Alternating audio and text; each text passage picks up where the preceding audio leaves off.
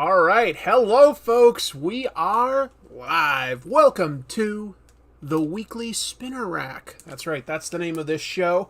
My name is Chris. I am your host today. We do a bunch of fun things on this live stream. Let me lay it out for you in case it's your first time here. I'm always going to review the comics that I read this week. I've got a stack of them here, so we'll do some quick reviews. Do my pick of the week, give my thoughts on what's been coming out, what I've been picking up. Then I'm going to be drawing something. I've got that under here. And as I start drawing, we will go over the news of the week.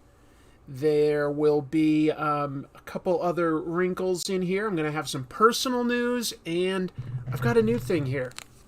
I got a bunch of old trading cards, right?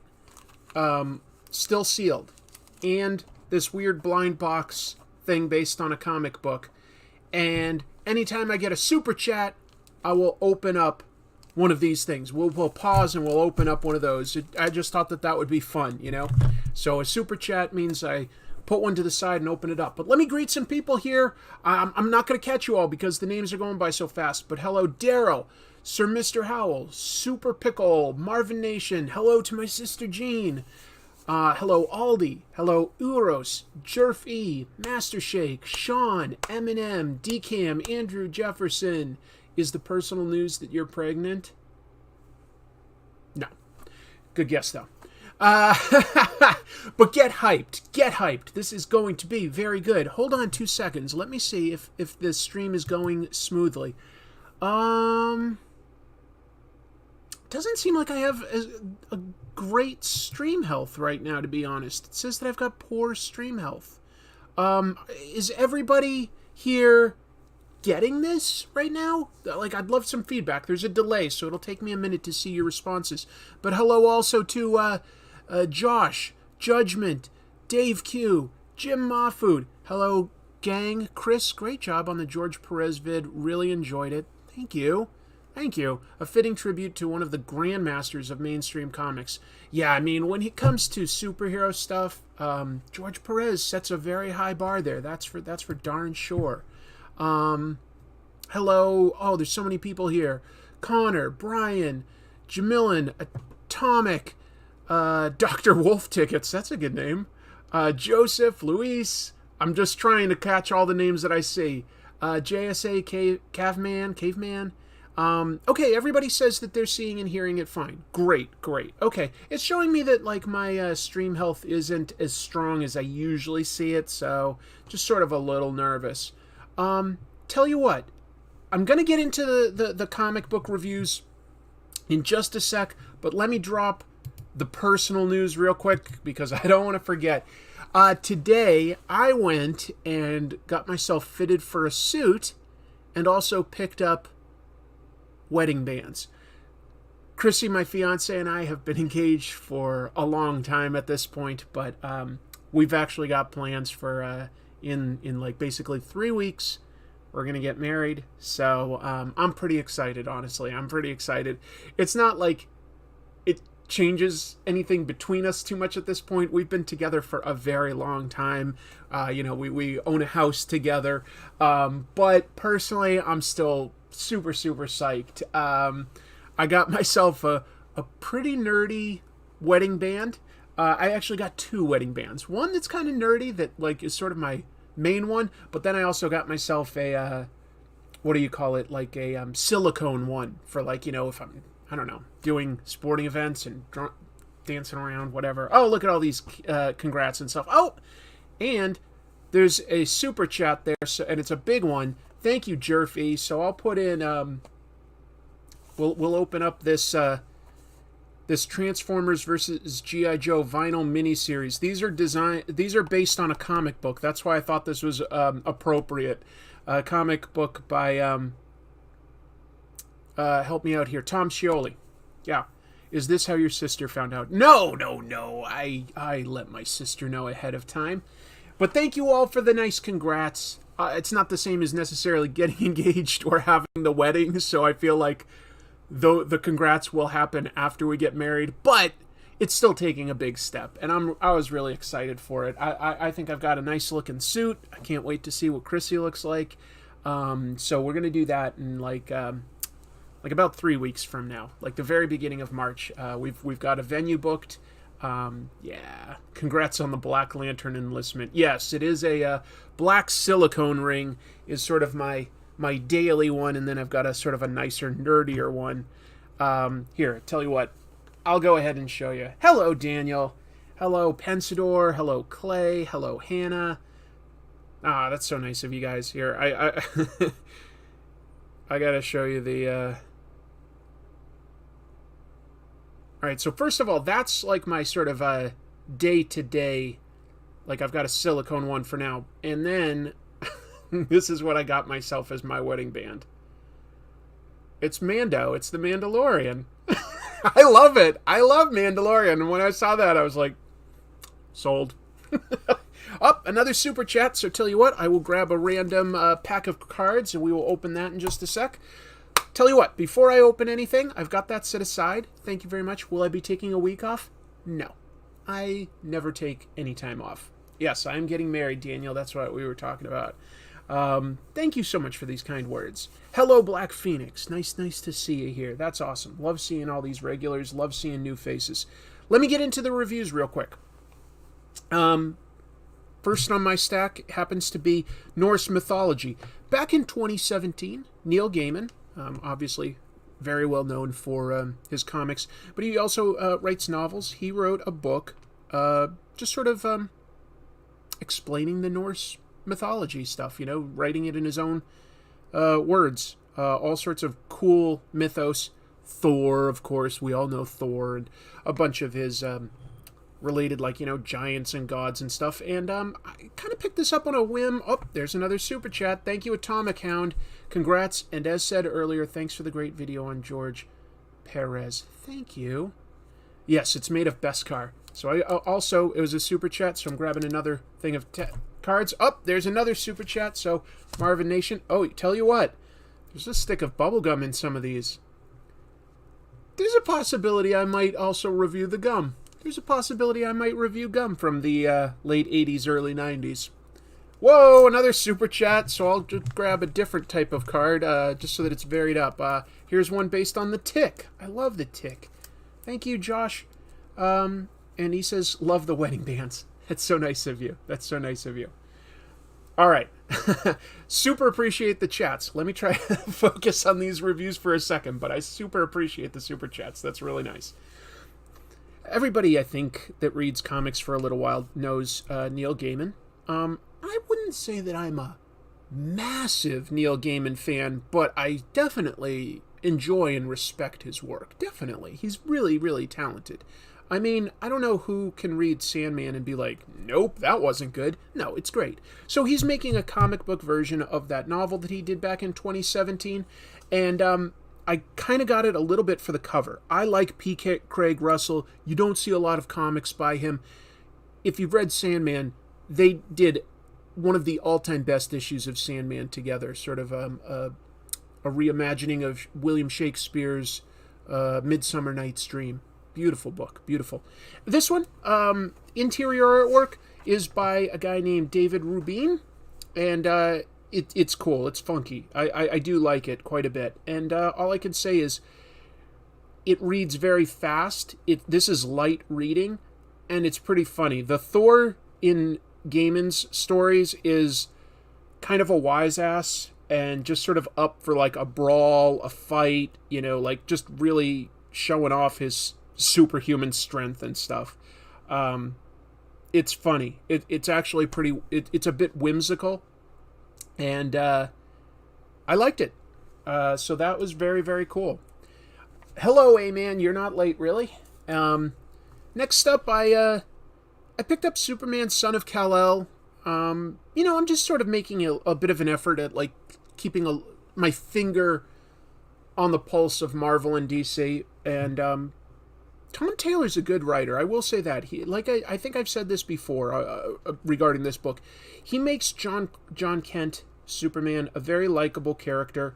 This has good, huge action, fighting a humongous sea monster, but really the sea monster isn't the true threat. Instead, it's these man-made superhumans from a tiny island. It really reminds me of X-Men's Genosha, how that island always manipulated and used mutants. There's a guy there, but he's just sort of like doing genetic experiments and using superhumans to force his own way.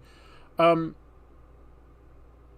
don't think that, like, this Superman has a great origin. You know, he's just the son of Superman. That's not a great origin. But in terms of characterization, that is interesting, because it gets into why he wants to be a good person, how he wants to be different than his father, not as a rebel, but just like what he wants to focus on and make a priority, and how he can juggle that emotionally. When you have this much power, you know, how can you live a life? Like, how, you know, this guy takes it to heart. Like, it really hurts him if he loses a life, if he feels like that's a personal failure. And I kind of get that, you know, if you're trying to do the right thing. He's basically, he's out as John Kent. There's no secret identity there. Well, this guy that he's starting to form like a relationship with has offered him a chance to sort of craft a civilian identity, like essentially a new secret identity, and work with him as a reporter to sort of uncover corruption and stuff like that. And that's interesting. That's interesting. The idea that, like, you have to give yourself some downtime, you can't work all the time, that does sort of feel like an interesting modern idea. It's a new way of looking at a superhero, you know, like, and it really also speaks to the fact that for John Kent, he is Superman, and this other identity is sort of the mask, but it's what allows him to sort of live a bit of a normal life while still being productive. I like that idea. So it's kind of cool. I'll tell you though, you look at the newsstands, and I'm not joking, there's like 20 Batman titles out on any given month, or Batman related. You know, Bat and the Cat, Robins, all sorts of Elseworlds type stories. Batman's awesome, but it is a lot, and I think that DC is really risking burning out its core audience by having so much Batman. So I'm sort of interested in seeing what else they do, and this one's decent. It's decent. Speaking to that same idea of keeping up to date with just some of the big moves that Marvel and DC have, I'm reading this one, X Deaths of Wolverine. I wasn't a huge fan of issue 1 because it really wasn't about Wolverine. It was about Moira McTaggart. I guess that threw me a little. I'll say this, second issue, much more engaging and better. But maybe that's because now I've set my expectations, right? It's about Moira.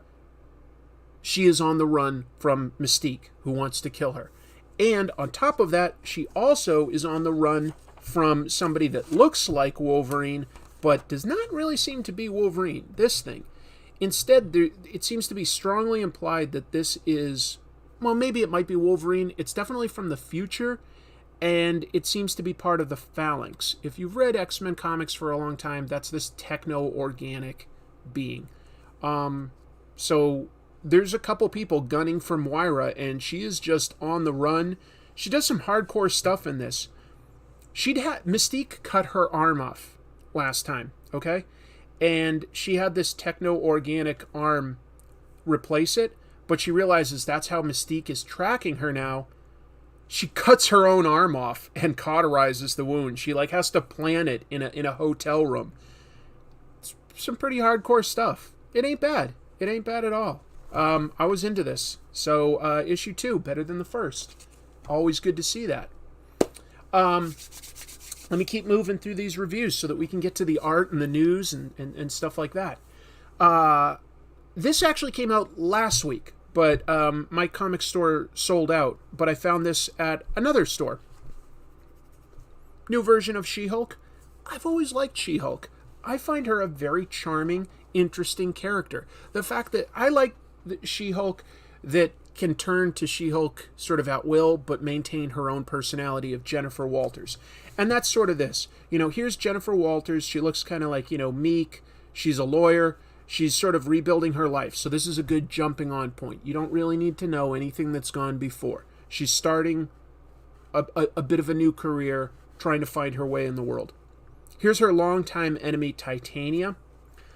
But they've been enemies for so long that Titania is starting to sort of like do some government work. She's starting to become a better person. But Titania confronts her and wants to fight. And she's like, yeah, I'll fight, but I'm not going to ruin my only suit because I don't have a lot of money right now. And they have a fight, but it's really just a fight for like testing each other. It's not like to kill one another or anything like that. And it's funny, because She-Hulk's life isn't in a great place right now, she's actually a little jealous of Titania, because Titania has a regular job and is happily married right now. Kind of a weird place to be. It's some good growth for somebody that, like, Titania isn't like a super smart person, but she's kind of gotten her life together, and that's been an interesting arc if you've read She-Hulk for a while. Anyway, yeah, it brings in some characters from previous She-Hulks, but you don't need to know them. It's just nice stuff to know, and it's cool to see somebody that has good friends. It's an interesting supporting cast. Really good artwork, too. I wasn't familiar with this artist before. Roger Antonio.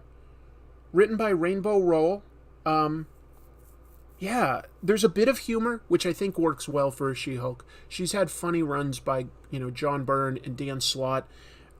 This isn't necessarily like over-the-top intentional comedy, but there is a bit of a tongue-in-cheek sense of humor to all of this. And it's good. It's really good, folks. I like it. I'm totally going to be picking up the second issue. It does not hurt that there's a variant cover here by Adam Hughes. When does Adam Hughes ever steer us wrong with a cover? He's great. He's incredible. I wish he did interiors. That's the only thing. Like, drawing a cover is one piece of artwork. Drawing interiors is a totally different approach to artwork. Even if it looks the same. Let's see. Is it just me, or does every Marvel artist's work look the same? Well, I can sort of see where you're coming from with that comment, Snake Eater. That's an interesting observation. I don't think if you did a direct comparison here that, you would be able to tell these artists apart, okay? But are there some similarities? Yeah. Keep in mind, Marvel and DC have always sort of made an effort to have a bit of a house style, to keep things on model. And then through the 90s, that was the era of the superstar artist, and things started to get definitely a lot more individualistic.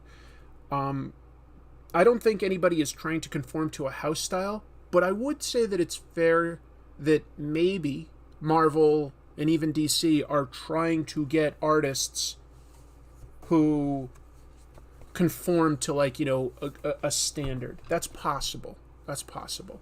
But you know what? People that do something unique and, like, do better, always sort of, like, the cream always rises to the top.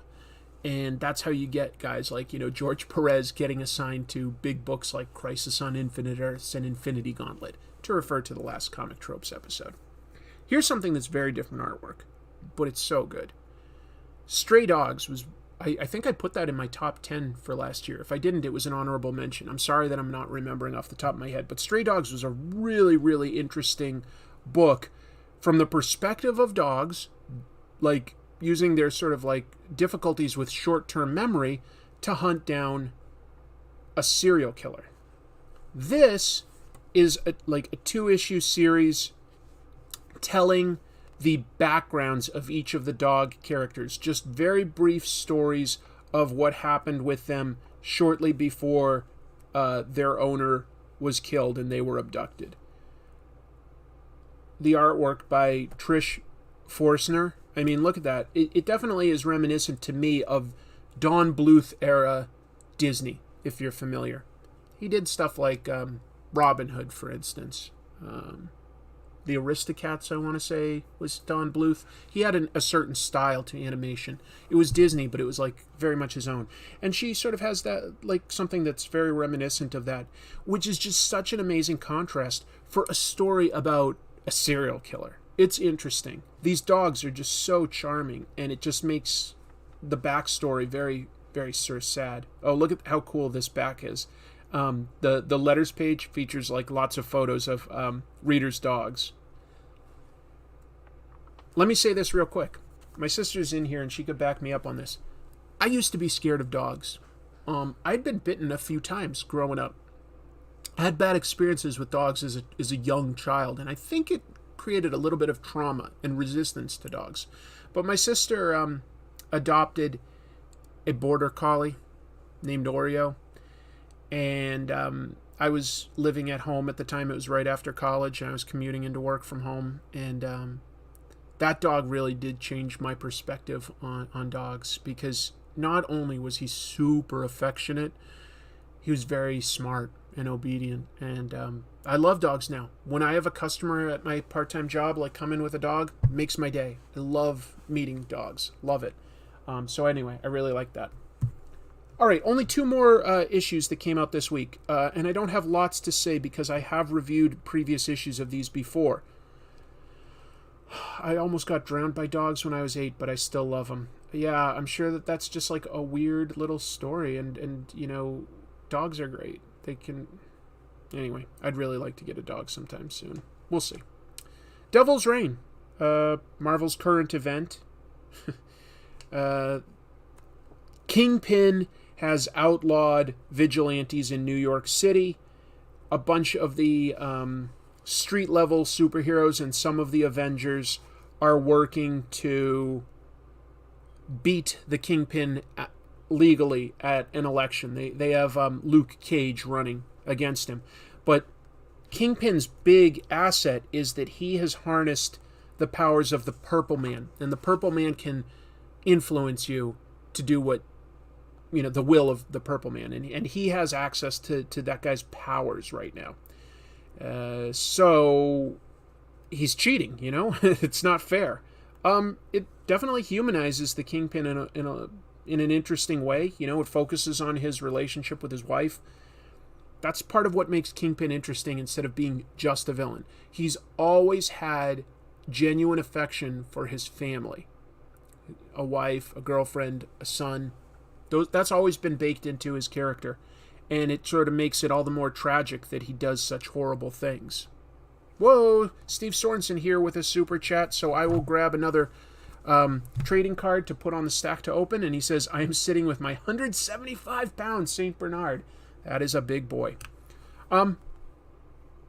I've really come to like Chip Zdarsky's dialogue, and this Mark Checchetto, I don't think you could say, I don't know, would you say that his artwork looks like the other 2 Marvel comics? If so, I think that this guy's definitely, you know, on a high level.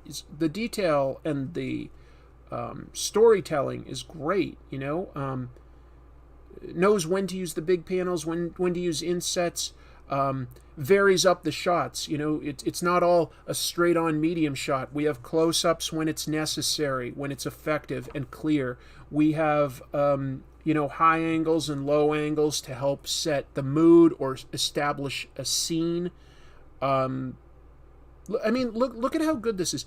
Here's 1, 2, 3 panels that have no real background at all. But you don't need it in good comics if you've already established it. And so we've got like 1, 2, 3 panels before that have a very clear, consistent city background. So now you can focus on the characters some more. That's good storytelling. And I just like this guy's style. A little sketchy, but really detailed, really clean. Some interesting stuff that he does with line weights, some interesting stuff that he does with textures. It's not all supposed to be super realistic. Here's a really tiny example of what I'm talking about. Here's the rhino. And the rhino has like facial hair here, but he doesn't like draw each individual hair. If you actually could see this, it's like a squiggly line. It's a little impressionistic when it needs to be. I find that impressive. So I'm mostly getting this for the art at this point, just because event comics don't really allow the writer to delve too deeply into any of the character motivations and stuff. But it ain't bad. It ain't bad at all. And let me close out with something I think Chip Zdarsky's writing that I personally like a lot more, and that's Newburn. Crime comic, right? Newburn is a guy who used to be a cop. Now he works for all of the crime families. Not one of them. He works for all of them, so that if something is going wrong, he investigates, solves it for them quickly, so that the crime families don't go to war with each other. They know that that's not good business. And in this one, it's cool. Like, there's all these different crime family. For every, like, crime family, people are getting murdered. And they're getting murdered in the same way. Why? Like, there's no sort of preference, it seems, to, like, one crime family over the other. Anyway, it's just a cool investigation with him and his new assistant as to, like, who the killer is and what their motivation is. And this artwork by Jacob Phillips, very reminiscent of his father, Sean Phillips. But that sort of scratchy, what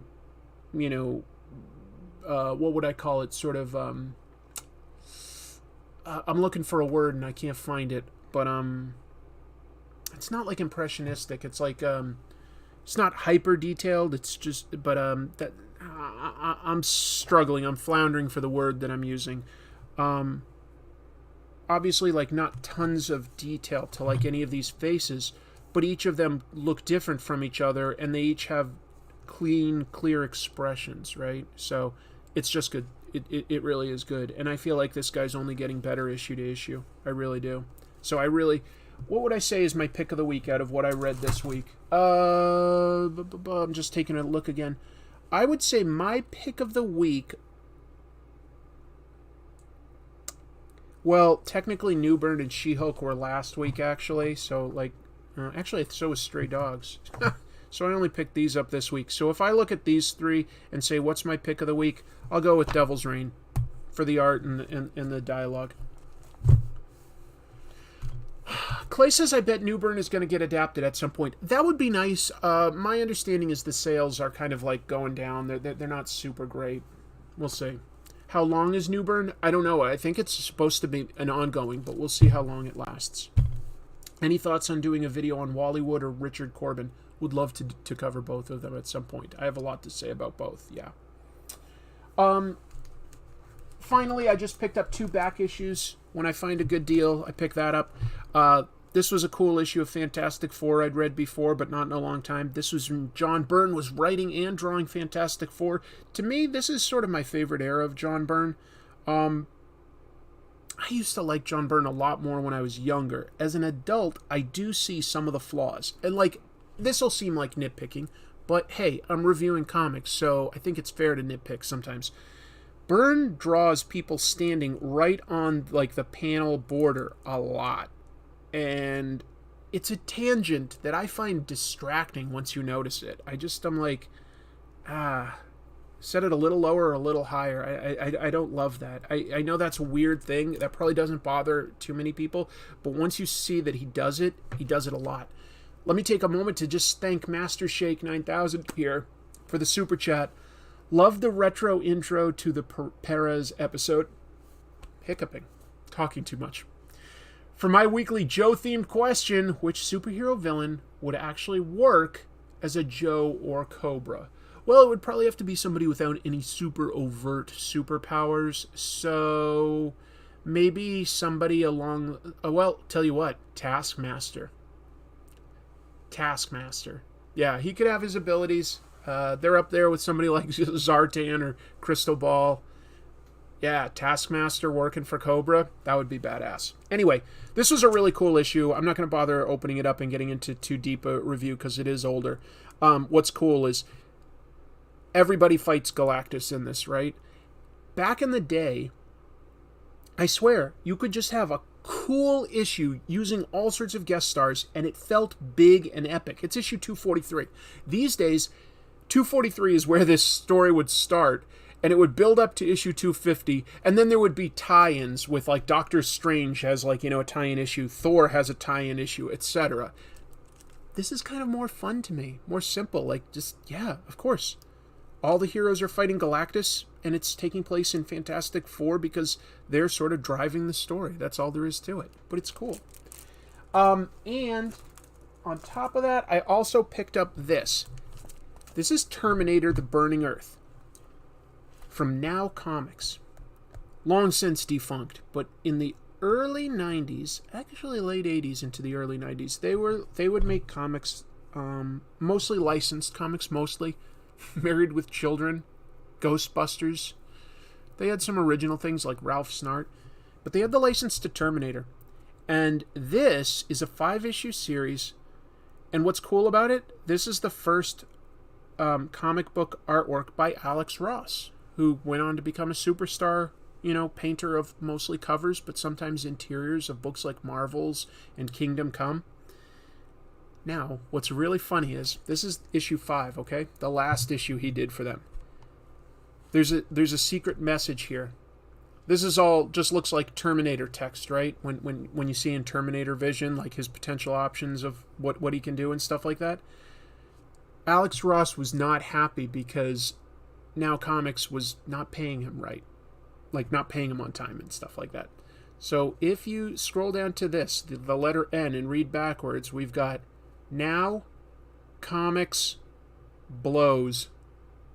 Comics with an X, blows, B-L-O-Z, and there's spaces here, so no one caught it initially. It made it to publication. Now Comics published something that says Now Comics blows on their own cover. That was Alex Ross's dig at them for not paying them on time. But anyway, honestly, really strong artwork right from the beginning, and just a cool series. If you haven't read it yet, it feels authentically like Terminator. Worth picking up. All right, I'm going to draw, and I mapped out a quick sketch today. I mapped out a quick sketch based on 2 things. Today's Valentine's Day, so I wanted to do like a comic book couple. And on top of that, we've got Mardi Gras coming up. I lived in New Orleans. I love celebrating Mardi Gras. Made me think of Gambit, so I put Gambit and Rogue together, and I'm going to draw them. But before I start mapping that out, talking about news of the week, I got the super chats, and like I said, I will open blind box stuff that I have here and cards, and we'll just see every time I get a super chat. Well, I only have so many more, but like until then, every time I get a super chat, I'll open one of these real quick. We'll just see what we got. So, like I say, this is Transformers vs. G.I. Joe based on the comics by Tom Scioli. Let's see who I got here. This is Bazooka in a Cobra helmet with a toilet seat cover. And if you want that to make sense, you're going to have to read this totally bonkers comic, Transformers vs. G.I. Joe. It's so nutty. Like, IDW let Tom Scioli just go crazy with this thing. It's so weird. It's so weird, but it's delightful. So that is a pretty funny little vinyl figure here. Is there any articulation? There's 2 points of articulation. I can have his hands move, and I can put this toilet seat around his neck. So there we go. By the way, I'll say this piece of trivia since I wouldn't normally get to do this. Bazooka went into battle with a red football jersey, number 14. That was supposed to be reminiscent of the famous Patriots quarterback, Steve Grogan. I say that as a Patriots fan. I'm from Massachusetts. Hasbro, which made G.I. Joe, was based in Pawtucket, Rhode Island.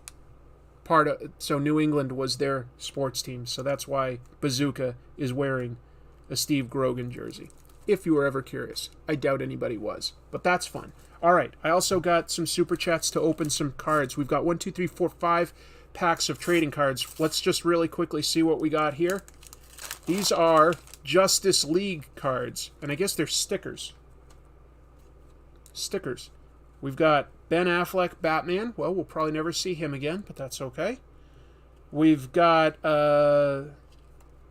whoever this guy was, the like Scottish sniper from the Wonder Woman movie. Okay. A piece of artwork of the Justice League. Remember how weird that was that they were like, before the movie came out, their posters all said, Unite the Seven. And then there were 6 members of the Justice League. Unite the Seven? Whatever. Here's half of some, like, cards. We've got Wonder Woman and Aquaman ready for fighting. Okay. And, okay, we've got Alfred there building something technical. So there's some stickers. This one that's only half a scene isn't the most useful sticker, but okay. This must have come with a book that you could, like, stick into the book so that you could, like, relive the movie. Little dated. Yes, it's Spud from Train Spotting. I read we will see Batfleck this year. Hey, I guess you never know these days, right? If they pay the actors enough, they'll come back for a cameo in the multiverse. So that's kind of a fun card set. Let's see what else we got here. These are unique. Frank Frazetta trading cards from 1991. I love Frank Frazetta. Some beautiful paintings. He did do some comics, so this is comic book related. One of my favorite memories is going to the Frank Frazetta Museum on his estate. It was gorgeous, and I got to speak with his wife about his career. It was great. There's a pretty famous one right off the bat. These are sort of stuck together because it's been so long. I think that's Deja Thoris. Anyway, that's a sort of famous painting of his. I've never seen this one before, but it's like a dragon based on a crocodile. Flying alligator. Flying alligator. Oh, will it say on the back what it is? Egyptian Queen. It's not Deja Thoris. From 1953 to 54, Frank worked on love stories and romance comics. Romance comics. Perfect for today. It's Valentine's Day. You guys are my Valentine today. You earned it. These are so stuck together. Frank works largely in oils. Acrylics seem to be too flat. Oh, all right. I didn't know that, but I could see it. Need to be patient with oils. They don't dry as fast. Lots of layers. But you know what? Those layers create more roundness, in my opinion, more depth. Here's one that's more of a sketch. He loved to do Tarzan type stuff. Yeah. He's got goofy sketches on the back, but there's some sort of a hunter protecting a woman and fighting against a bunch of cavemen. Here we go. Look, John Carter of Mars. Oh, these are gorgeous. A little faint. They could be a little darker. Frank Frazetta romance comics. Yeah, maybe that'll be an episode I have to do someday, huh? Okay, Chrissy just said, hey, Chrissy, I made a joke. Of course you're my Valentine, love. Of course you are. Of course you are. Swamp Demon. That could be a comic. Swamp Demon. He did Good Gorillas. That's this. Look at this. This says, at the age of 12, Frank's mentor, Mike Falanga, died. When Frank turned 16, his aunt introduced him to a professional sci-fi cartoonist named John Giunta, who hired him as an assistant. Gorgeous. Three more here. Oh, another Valentine. Thank you, Steve. Had another stack of cards there. Look at these. These are gorgeous. Does everybody out there know Frank Frazetta pretty well? I guess probably gonna be most remembered for like his Conan covers, arguably, but did all sorts of fantasy and sci-fi paintings. Super, super popular through the 60s and 70s, and did a lot of great comics in the 50s. All right, let's see. We'll open a tick pack. I know you guys probably want to see me draw instead, but I did say that I would open these every time I got a super chat, so I gotta stay honest to that, right? Would you rank all of the EC Comics guys? I don't know if I want to rank them, to be honest. I love so many of them, and I don't necessarily want to say like that I loved one more than another. I don't know. That would be hard for me. That would be very difficult. All right. You know what? I know the Tick comics very well, but I don't know the cartoon as well. I was in college at the time, so I didn't always watch it. Who's this guy? Some sort of an ice cream monster? Ice cream headache? These are really nice cards, I will say. These are on like some really nice, very thick cardboard, actually. Yeah, I thought that was 2 cards, but this is just one thick card. There's Tick. This one looks like it was actually drawn by Ben Edlund. Oh, another super chat. These are some of your best pre-stream pencils yet. Oh, thank you. I can't wait to see how it turns out. Happy Valentine's. Awesome. Chew the gum, chew the gum, chew the gum. All right, so there, I've got to put another one of these on there. One of my art teachers loved Frazetta's work. He constantly mentioned him during classes. He's great. I don't know who this weirdo is, but he's got like a big head piece. This looks like production artwork for the episode, not the Tick versus Mr. Mental, it tells me. And this one is Eurotrash. Eurotrash? I don't know him. The Tick versus Science. The Tick versus Prehistory. And Bad Seed. Bad Seed. That's awesome. Those are great. Let's put those up here.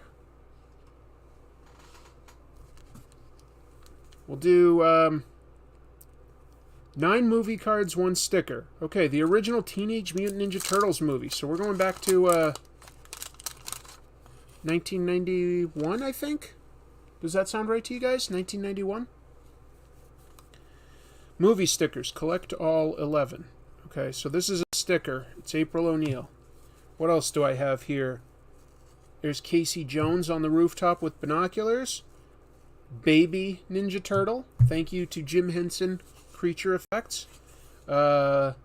Raphael versus the Foot Clan. Honestly, I think that movie holds up pretty damn well. Too much glare? I'll hold them at a little bit of an angle. There's Tatsu. That's not a super clean shot. Here's a weird one of Donatello. Another super chat from Steve Sorensen. My brother ate a Pez from the 70s he got at a con. The Soprano Maker Strikes. Okay. Here's a... Oh, look at that dreamboat. There's Casey Jones. Just, what a dreamboat. Go Ninja, go Ninja, go. Preparing for battle. This is a behind-the-scenes shot. Turtle's completely emotionless. The Shredder's Great Fall.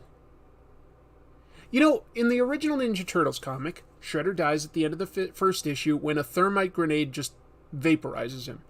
Is that really more violent than, like, throwing him into a trash compactor and then having Casey Jones trash compact him? That was pretty violent, I thought. And finally, another of Tatsu and the Foot Clan. I like that movie. I still like it. Is it, like, fantastic martial arts or anything? No, but I like it. I'm a big Ninja Turtles fan. That goes a long way. You watched the Toy Galaxy video about the movie? I did! So Toy Galaxy just this past week did a video about the movie, right? And here's something I didn't know. Stand-up comedian Gallagher got the ball rolling for the live-action movie. He got the rights to make a Ninja Turtles movie. And that blew my mind. This gum looks dangerous. But a piece broke off. Should I? Let's have a quick vote.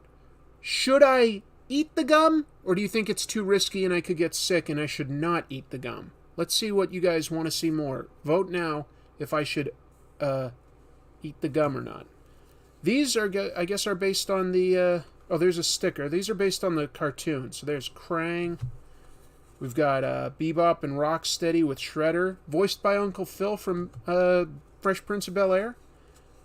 Got them shouting, unbelievable. I've got 1 yes to 2 no's. Yeah, the watermelon guy. Another yes, 2 no's. Chrissy says yes. Health over ratings. Do it. It's just sugar. Do not eat the gum. My sister wants me to eat it too. Just to be clear here, you guys all are voting. My sister and my fiance both want me to eat the gum. A turtle once more. Okay, I don't know when he wasn't a turtle, but okay, there's... Donatello's discovery. It looks like he discovered a piece of plastic in the water. Congratulations, Donatello. You should definitely be proud. I'm sure your brothers really admire you. And we've got a shaky situation. I don't know. It looks like a bunch of turds are falling on Rocksteady. I think I got more yeses. I'm not going to eat this for long, but let's see what this is like. That gum is 30 years old. I wouldn't. I don't think it'll get me sick. Ah! It's hard.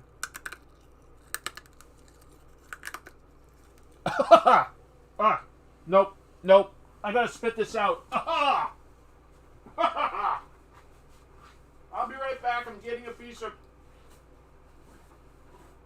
Oh, it's horrible. Oh. Oh, that's so much worse than I expected. Oh.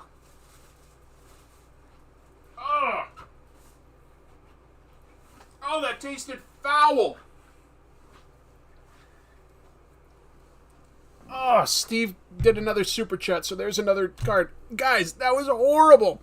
I've got... Oh!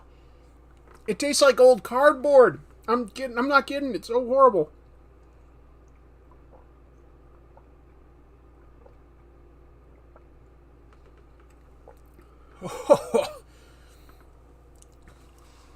Oh, that tasted so much worse than I expected it to. I thought it would just be stiff, but I didn't expect it to taste so bad. I know a bunch of you warned me. I gotta get that taste out of my mouth. Give me a sec. Oh, I can't even explain it. Tasted like eating a mildewy towel. Oh. Oh. Just foul. Disgusting. Tell you what, I've got 1, 2, 3, 4, 5 more packs, but I need to open them, but let me get started on doing some of this art and talking about the news, because I've put that off for a little while now. How does a gum crunch? I told you not to do it. A lot of you told me not to. A lot of you told me not to. Grabbing a new brush pen here. Do you think they would do a big screen TMNT The Last Ronin movie? They would if they first did about 4 or 5 in a series and they wanted to do something different. They're not going to do it like just outright, but they could potentially do it as like a direct-to-video animated movie, maybe? Ah. Yeah, so Judgment Kazi says, I remembered in one of your videos you drank ranch-flavored soda. That probably still tasted worse, I guess, but this was very unpleasant. Oh. If you are ever curious, you pick up some cards and you're like, I wonder. Don't. Please trust me, don't. That was not worth it. Andrew Jefferson with a super chat. How many more packs have gum? You've set a precedent now. I think 4 of them. I've only got 1 more pack, so thank you for the super chats. That was more super chats than I expected.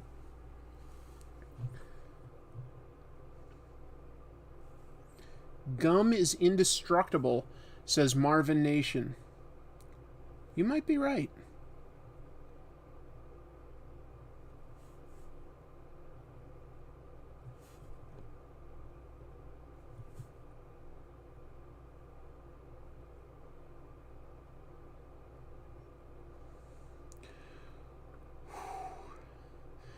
I am not playing it up for the camera. That was gross. That was really, really disgusting. I did not expect it to taste that bad. Speaking of rain... Oh, wow. Steve Sorensen with the last super chat, like, that I can open something for, but thank you. Best moment ever. All seriousness. Taking my health more seriously. Good. My blood sugar was high. Last blood test officially pre-diabetic. Any health tips besides not eating 30-year-old gum?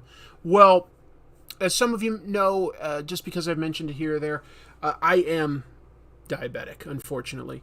And that happened, like, a little over a year ago, I guess. And I have made some big changes to how I approach my own health. And maybe you've seen that. Not that I'm thin, but I think I weigh less than I used to. And I think that I look a little different on camera.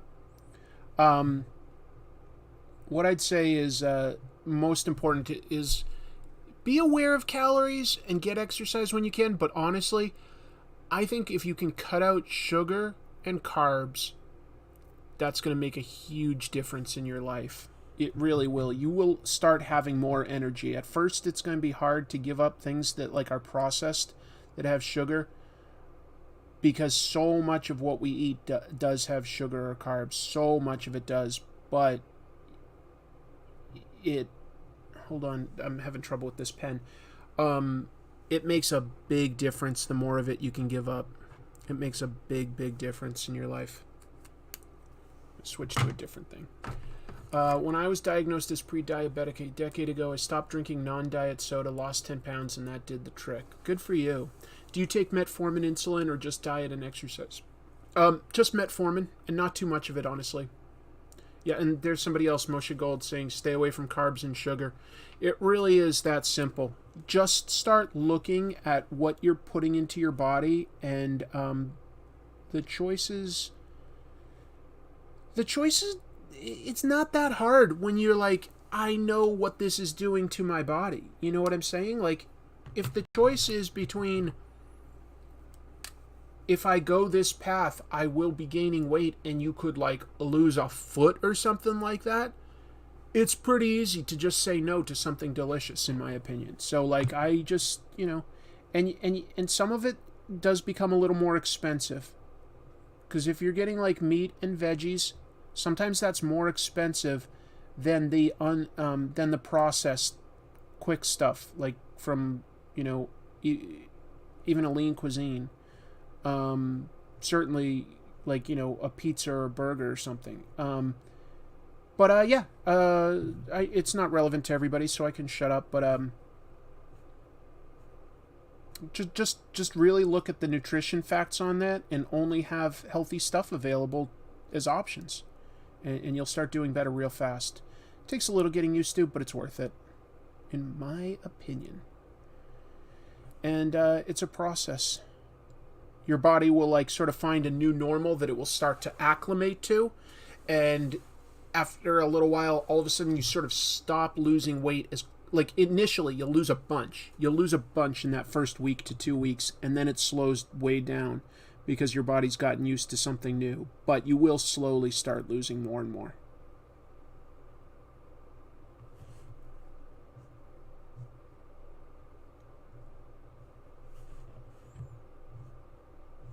Thanks for the question. I don't mind talking about it, because I'm kind of proud of like, having lost the weight that I have so far, and sort of changing my lifestyle.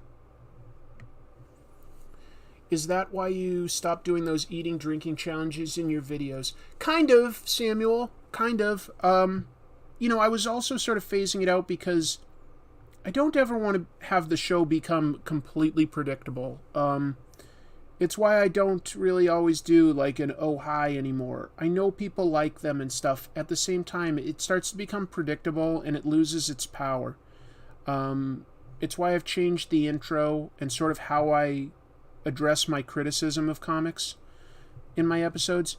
It's important to me to vary it up and keep things fresh and interesting to the audience, but also to myself. Having 2 feet is one of Quentin Tarantino's favorite qualities about people. That is very true, Ryan. Very, very true. All right, let me see what the first piece of news that I have to talk about is, because we've got comic book news of the week. Somebody give me like a great song to intro that. All right. Oh, let's talk about this. Yesterday was the Super Bowl. I know that I'm talking to an audience that's a big football fanatic like myself. No, I actually really like football. I've always called it a guilty pleasure, not always, but I call it a guilty pleasure. I love football, and I feel guilty about loving it because, it's kind of serious. People kind of deal with some serious injuries in the NFL. So that's why I call it a guilty pleasure. I enjoy it, and I feel bad about enjoying it. But yesterday was the Super Bowl, and aside from the game itself, one thing that happens during the Super Bowl is we get all the new big trailers. And the big one for us comic book nerds was, well, I mean, I guess it could be the Lord of the Rings thing for Amazon TV. But I would argue more relevant to my show there was a new trailer for Doctor Strange 2, Multiverse of Madness. Seemed to imply all sorts of interesting things. The big thing people picked up on was clearly we heard Patrick Stewart's voice. I think that we will see versions of characters from Marvel movies that weren't in the MCU. I don't know if they will technically be the characters from those previous movies always, but I wouldn't be surprised to see another Tobey Maguire cameo. I would definitely not be surprised to see Wolverine and Professor X pop up. I think that we'll see a version of what's called the Illuminati in the comics. And the Illuminati in the comics was always sort of like the biggest, most powerful superheroes kind of quietly making decisions, especially in like the New Avengers run where they worry about a threat, well, to the multiverse, actually, to their universe potentially ending. And I think that we could see, like, say, well, here's the characters that were in the Illuminati initially. Doctor Strange himself, would he join a new version by the end? Maybe. Black Bolt, would they actually bring back the actor who played Black Bolt from the pretty terrible, but technically in the MCU, like, TV show Inhumans? Maybe. He is a good actor. Like, they could do that. Black Panther. Obviously, we can't really get Black Panther. Well, you know what? We could get Killmonger as Black Panther, if it's a parallel universe, right? Mr. Fantastic. Maybe we'll go with the fan speculation and have John Krasinski appear as Mr. Fantastic. Who else was in the Illuminati? Professor X. So there you go with, Charles Xavier, Patrick Stewart playing him, maybe. I think that's super likely. And Iron Man. Now, I don't think that they'll bring back Robert Downey Jr. at this point, but I could see them having somebody else play a version of Iron Man. I could see that. So we'll see. But I think that there's a good chance that the Illuminati is in this movie. And sort of overseeing danger to the multiverse itself. I think that that's definitely a possibility. There were other things that we definitely saw in the trailer. We saw a quick blink and you miss it shot of Rintra, who's sort of like a Minotaur-looking guy that was one of one of Doctor Strange's disciples for a long time in the comics, from another dimension. So that's kind of cool. He was definitely in the trailer. And some people think that they've seen Deadpool in the trailer, but I don't know that I saw that. But of course, that's an easy possibility at this point. Easy for them to do that. Wasn't Namor in the Illuminati? Namor was in the Illuminati, and you know what? Like, I think that there's a good chance Namor is in Black Panther 2, so they could use that actor. They probably have already cast somebody. Some fans think that there's a chance that, like, Iron Man could be in there played by Tom Cruise, because in the 90s, New Line Cinema was working to make an Iron Man movie, and Tom Cruise was allegedly going to be the guy playing him. That project fell apart, but yeah, I could see something like that being sort of just, why not, you know? And he'd probably be up for it, because it probably would only be more or less a cameo. He's done that in plenty of movies, cameoed. I mean, he was in, like, what, Austin Powers 3, and he played some pretty silly small roles in stuff like, what was that movie with Robert Downey Jr. and Jack Black and Ben Stiller? Can't remember what it's called anymore, but he was in that. He was a Build-A-Figure. Okay. I would love if Ian Griffith returned. Yeah, that's true. I guess they could always do that. They could bring back Yoan from the 2 Fantastic Four movies that they made in the early 2000s. That's always a possibility. There's a lot of different ways they could go to, like, sort of cast those characters, but not necessarily be beholden to using the same actors in if they ever, like, formally rolled some of those characters into the MCU. There's a lot of different ways they could go there.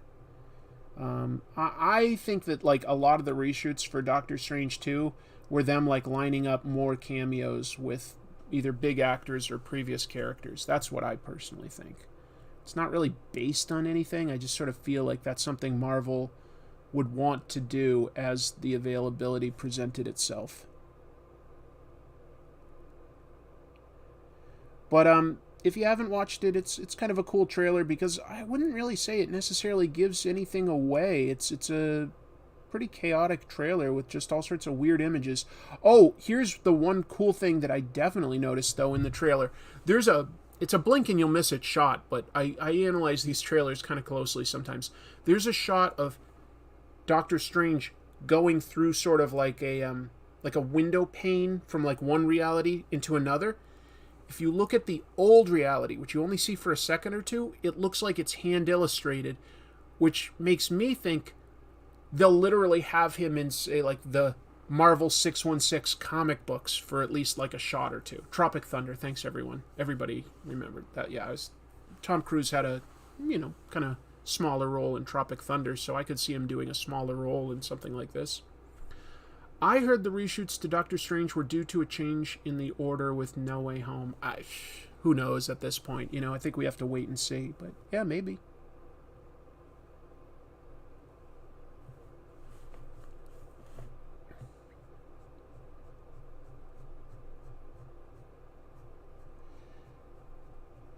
Gambit is a pretty funny take on how Cajun it is down in New Orleans.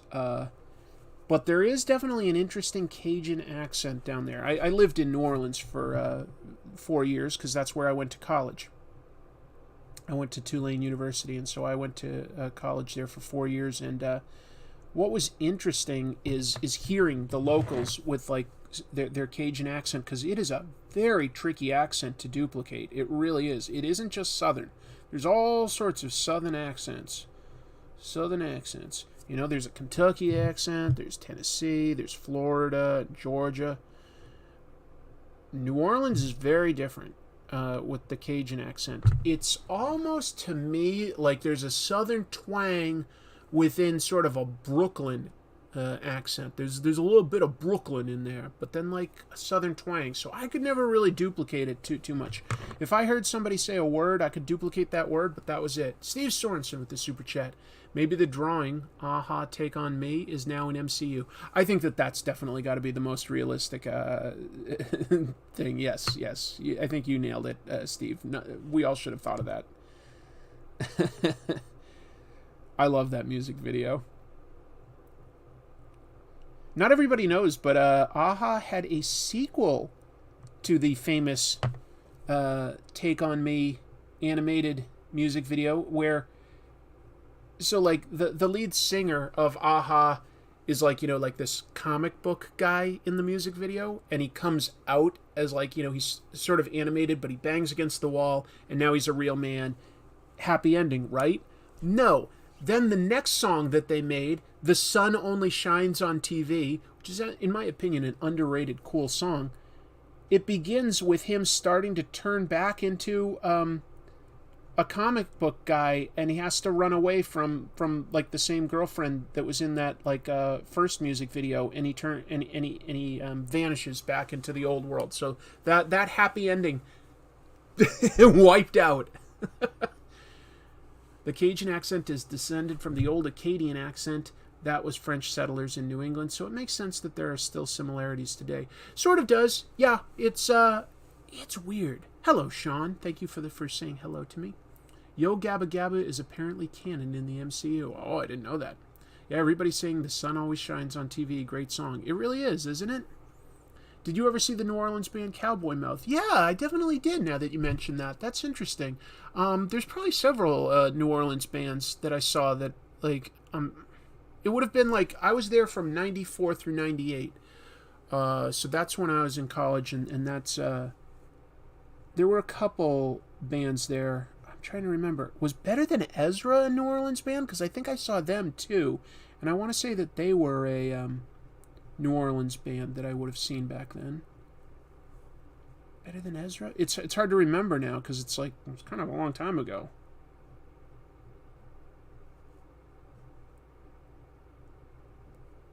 The sun always shines on TV. You've never seen this second Aha video that I'm talking about, Black Phoenix? Look it up. I kind of like Aha, like maybe more than I should. Harkin, I think is the singer's name. They were European, so it's like there's a really cool MTV Unplugged of him singing "Take on Me" slow and acoustically. I like it a lot. It's not for everybody, not everybody likes that song, but I like it. Saw your first video and remember you dancing down the streets. Should visit again. Oh, I know what you're talking about there, Pacheco. Like, there is a video of me parading through the streets of New Orleans with my friends for a friend's wedding. Better than Ezra's Baton Rouge. Thanks, Steve. I didn't realize that video was still up there or anything. Better than Ezra's Baton Rouge, technically. Okay, gotcha. Why is this not working? Maybe this will. There we go.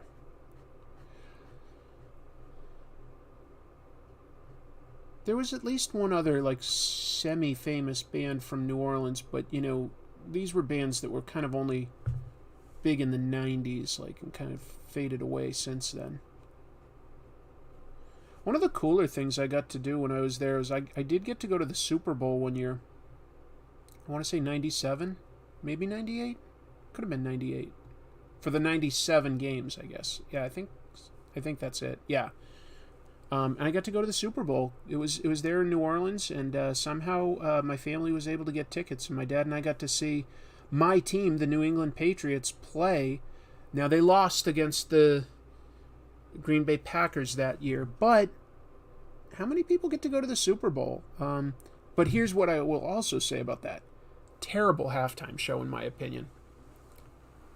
I like Todd in the Shadows. I only discovered him like about maybe a year ago, maybe less, and I like some of his analysis of sort of one-hit wonders. Clay just mentioned that, and that was... I've only sort of recently discovered that guy. I like music analysis because I don't feel like I personally know very much about music. I've never had a lot of aptitude for music, but I like music. Everybody likes music, right? But I just don't feel like I've got a lot of aptitude.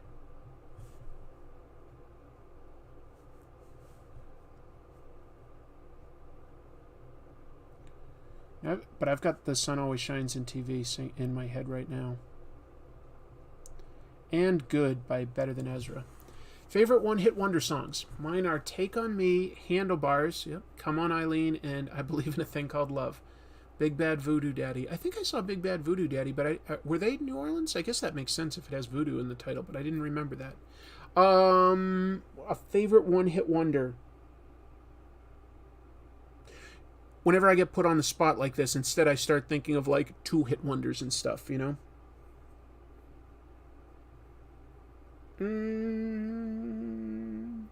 Honestly, if I pulled up my music, I bet it's full of like one-hit wonders. You can't quite call Roxette a one-hit wonder. They're more like a two-hit wonder or a three-hit wonder. But I do like the song Dangerous by Roxette a lot, at least lately. It sounds so sadly romantic in a way. Andrew Jefferson with a super chat. Have you heard about Amazon gutting the digital comics industry this week? No, I haven't, and I was about to move on to the next piece of news that I had, but that sounds like bigger news than anything I had in my list. What people that might know, let chime in here and give me some background so that I can like sort of offer my thoughts. What has Amazon done to gut the comics industry? Of all the channel awesome creators, he's the only one I liked. I never cared for Nostalgia Critic and the others. You must be talking about Todd in the Shadows. I don't think I knew that he was part of Channel Awesome. I never really watched Channel Awesome. I know who the Nostalgia Critic is. I can't say that I'm really a fan or anything.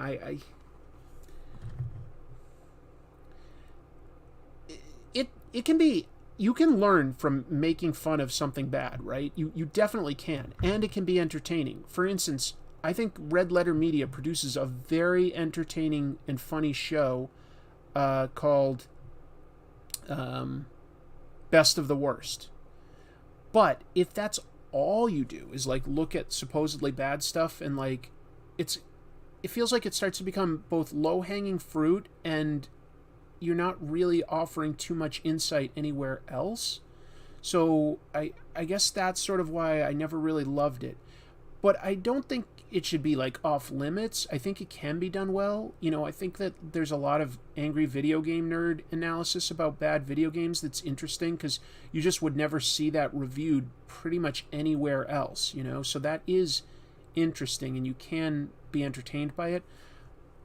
But I don't know. There's something about like sort of just making fun of bad movies that I'm like, well, I don't know. I guess it can be done well, actually. Maybe the more I think about it, I'm more like, there's ways to do it well. I guess I just don't love his particular take from what I've seen. Maybe there's much better episodes that I have not been exposed to. But, like, from what I've seen of Nostalgia Critic, I gotta say, I don't love it. I respect anyone that's been able to stay relevant on YouTube for as long as somebody like that. I definitely respect that. It's just not necessarily for me, if that makes sense. I'm not trying to be a hater. I'm also just trying to be honest. Not super familiar. Okay, Comixology is being merged with Kindle. Okay, yeah. It's a shame what's going on with Comixology. They should at least give it free with Prime. Comixology is no longer offering subscriptions for non-Americans. That hurts to hear. That I'm sure that for a lot of non-Americans, the easiest way to read our comics has been digitally, rather than like dealing with import stuff. So that is upsetting to hear. Well, you know what? It creates an opening in the marketplace for somebody to step in and do better. If that's the way people want their comics and there's a market for it, somebody else will find a way to do it better. I do believe that. It may be slow to come, but somebody will figure it out. If there's money to be made there by doing a job well, somebody will figure it out.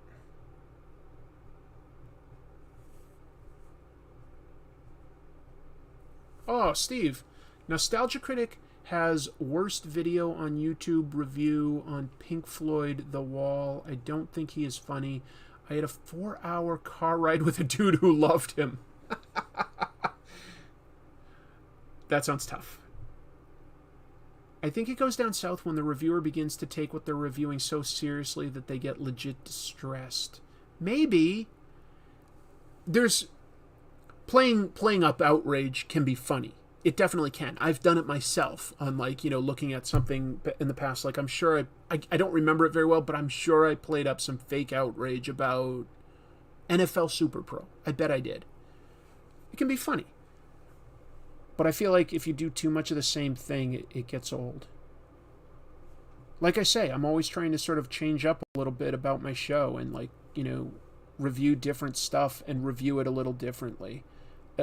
You know, it's still my show, it's still my opinions, but I'm trying to change the format and keep it a little bit fresh. Fresh. Fresh.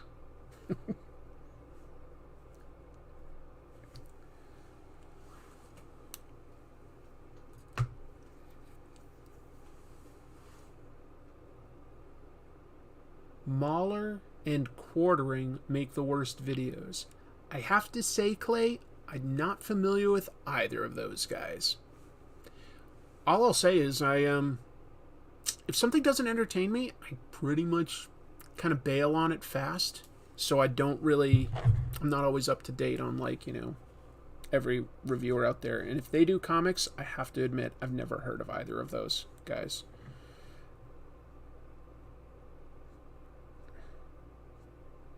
I know there's a lot of comic YouTubers out there, and just for the record, there's a lot of comic YouTubers that I respect, and respect a lot. Hey, I just had Godzilla Mendoza on my latest episode, right? I think he does some good work. I really love Matt Draper. I think he's got a fantastic presentation. Just some of the best editing I've seen for comic book YouTube stuff. There's insightful, clever, and kind people like Owen Likes Comics and Mickey Laird. And these are people that I've worked with, on the At-Home Comic-Con. But also, only recently sort of learned a little bit more about... who did I see that I thought was had a good show? Give me a sec here. Boy, my memory's terrible, isn't it, today? NerdSync. And I think I've mentioned many times on this show or on Comic Tropes, like how much I respect the cartoonist kayfabe guys. So if you've never watched them, I mean, there's two pros that are... And guys, I get so jealous of the interviews that they get access to. Like, I mean, they just did one. I haven't had time to see it yet, but they got to interview Walt Simonson. Oh, I'd love to do something like that, like interview some of these folks that they've had on. They had John Romita Jr. on recently. Oh, I would love to talk to those people and pick their brains about like their process and what they like and don't like about comics, like their actual day-to-day work schedules, what inspires them. Maybe that's all standard stuff, but I have to admit, like, I love that stuff. So yeah. NerdSync's video on Jack Kirby's collages is phenomenal. Oh, okay, that would be interesting. I recommend Linkara and Reggie Collects. I don't know Reggie Collects. I'm aware of Linkara. Haven't really liked what he did. I'm not saying anything about the person, just to be clear. I'm really not. I just didn't really care for the presentation. I've heard of Comic Tropes. Thank you, Anurag. Thank you. Casually Comics is good. Okay, don't know them either, but these are good recommendations. These are good. I'll try to remember some of this, okay?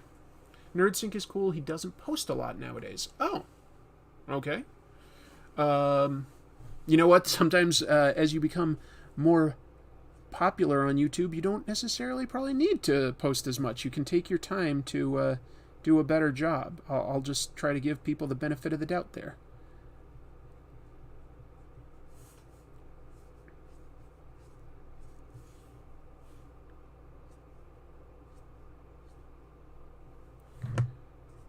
Hold on tight, she's a little bit dangerous. And that's as much as I can sing before YouTube claims it.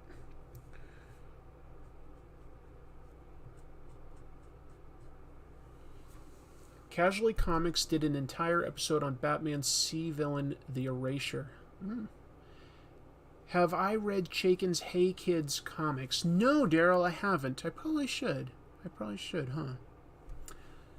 Black Phoenix says Linkara is like an even more annoying nostalgia critic. Well, he did seem from like the stuff I saw to be very similar, like just sort of making fun of bad stuff, like just exclusively bad comics. Maybe he's changed that since like what I saw, because that was at this point, like, it's probably been a few years, to be honest, since I saw like Linkara's channel. Comic Book Girl 19 I liked. Oh, yeah, Cartoonist Kayfabe got Brian K. Vaughan and Brian Lee O'Malley. I know. Ugh, these guys are, like, making me so jealous. Let's see what I've got next for news. That was an interesting detour talking about what, Amazon is doing, closing down Comixology for a lot of people. Thank you for cluing me in there, and I appreciate the recommendations and stuff. A bunch of these channels, I have to admit, I haven't heard. And I think I've explained this before. I don't watch a lot of comic book YouTube because I don't necessarily want to have my own unbiased, unfiltered opinions on something. So sometimes I intentionally will avoid an article or a video about something that I think I will cover at some point. But I may watch it afterwards, or if I think that it's not something I'll cover, I might watch it. Anyway. Oh, this is pretty fun. This is the 30th anniversary, believe it or not, of the X-Men trading cards. Hey, what am I doing today? I'm opening up the trading cards, right? Well, in the 90s, there were ones for the X-Men specifically, not just Marvel, but like X-Men specifically, and they were all illustrated by Jim Lee. I remember collecting those. Anyway, Marvel has announced that they're going to put out a book collecting all of that on July 5th, and I think it's called something simple like, the X-Men trading cards, the complete collection, something simple like that.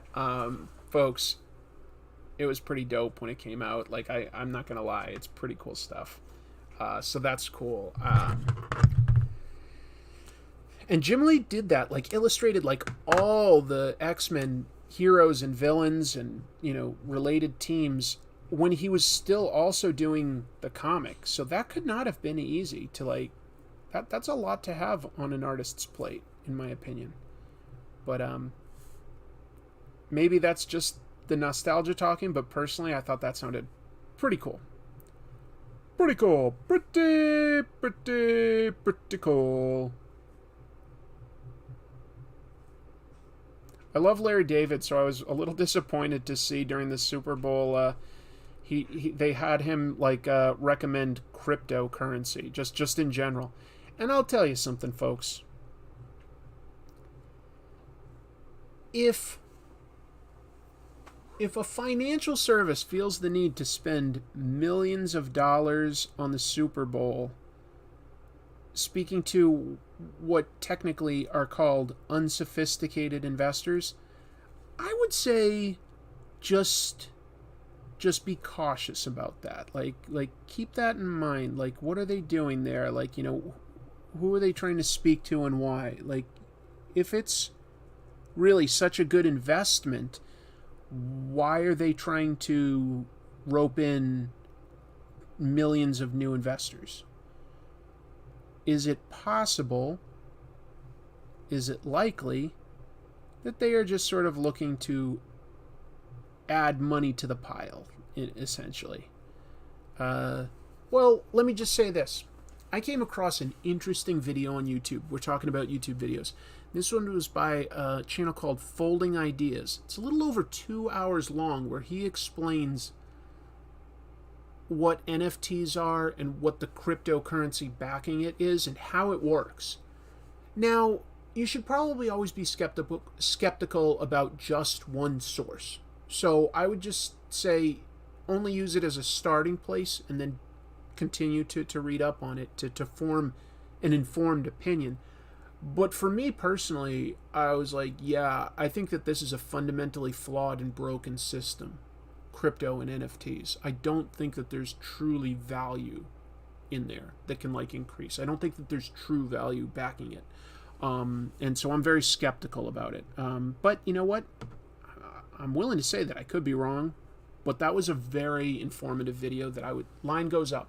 Did I say Folding Ideas? Yeah, I think it is called Folding Ideas, and I think the video was called Line Goes Up. It's very interesting. Like I say, don't take a single source and say, like, okay, I've made up my opinion. But I think that there's a lot you can learn from it. There, he does give a lot of technical information, and that you could then go on to say, well, let me check this for myself and see if there's, another way of looking at this that he didn't address. That would be fair. But for me, it was a starting point that made me say, like, no, crypto is not for me as an investment. And I have turned down several offers to do NFTs, like as a sponsored ad on Comic Tropes, because I don't want to be responsible for some of my viewers who have formed a bit of a trust with me, I think, getting fleeced. If you don't like Raid Shadow Legends, or what do you call it, the serial that I just promoted, Magic Spoon, that's fine. I don't see how you could get fleeced by either of those things. So I try to be pretty darn careful about what I'm taking as a sponsorship, like what impact it could have on my audience. So just anyway. So I tried to do a bunch of my own research and ultimately I came to just tell all of them just like a hard no. Don't bother asking again. It's for me specifically, it's a hard no. Okay, I was right. It's called Folding Ideas. He made a beautiful video on Lord of the Rings. Oh, didn't know that. That sounds cool. That sounds good.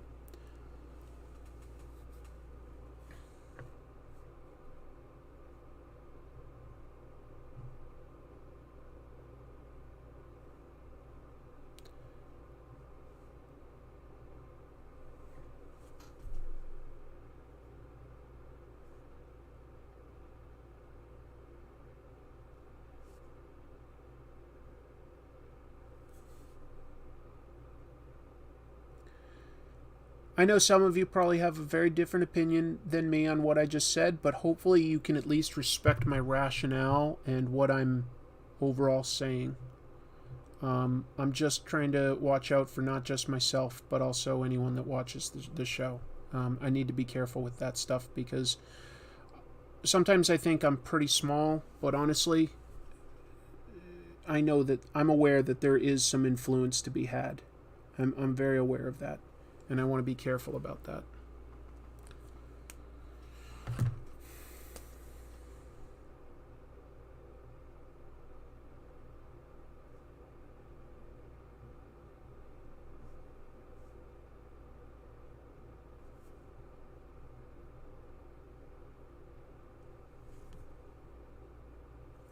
So hopefully, even if you disagree, you can at least respect where I'm coming from, that I'm trying to be cautious with whatever influence I hold,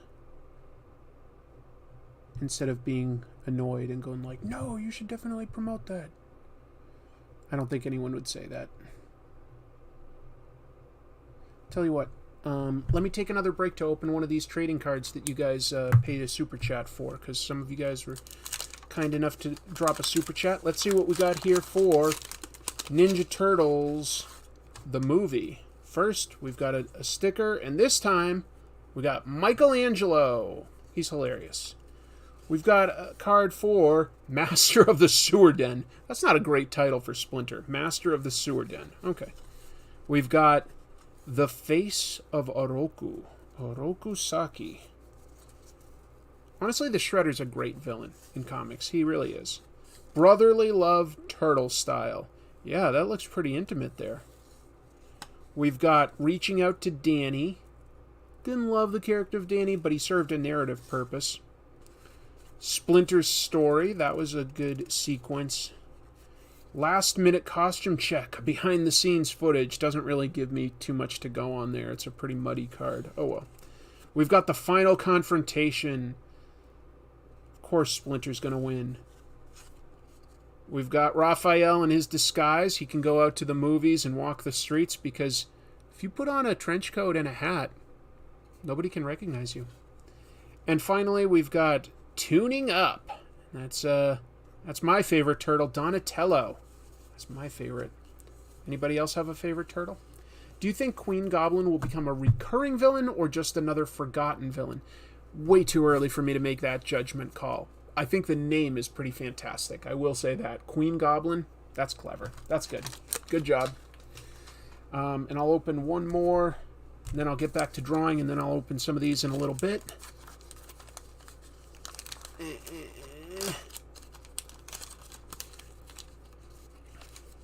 There's that gum. I ain't gonna eat the gum this time. Fool me once. Fool me once. It's like the back of this card. I guess you could probably put together and form a poster. That's cool. Otherwise, this is April O'Neil talking to some sort of safari explorer. Boy, looking at this now, I don't think I realized this as a kid. They really made April pretty busty, didn't they, for a kid's cartoon? They kind of did. Trench coat and hat, very common, everyday clothing, completely nondescript. Exactly. You can't tell what's going on there.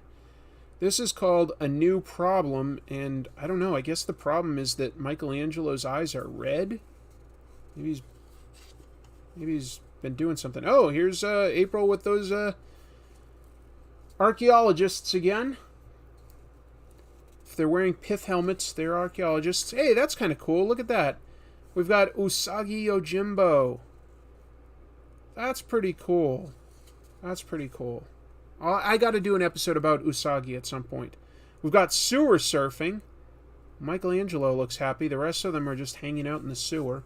And we've got goons and harpoons. And I guess a laser is hitting little Raphael's inner tube. That's too bad. That's too bad. April was stacked. Apparently so. Apparently so.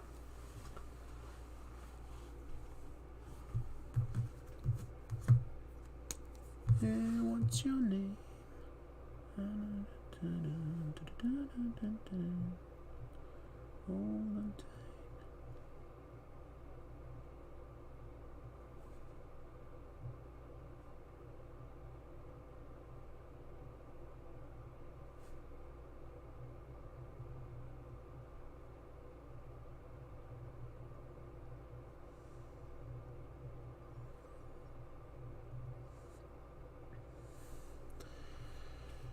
Hopefully I'm doing justice to Rogue. I definitely find drawing women tricky. At least in terms of trying to make them look attractive. I think that that's always tricky. And to make them look different from one another. 80s April is definitely a favorite. Oh, okay. Let's see. After rewatching your video about inking, I'm curious about your thoughts on the inking in the new Silver Surfer Mini. I haven't read it, so I guess I wouldn't really be able to have an opinion on that one. Sorry. Maybe I got a piece of a bad gum and I should try the gum again?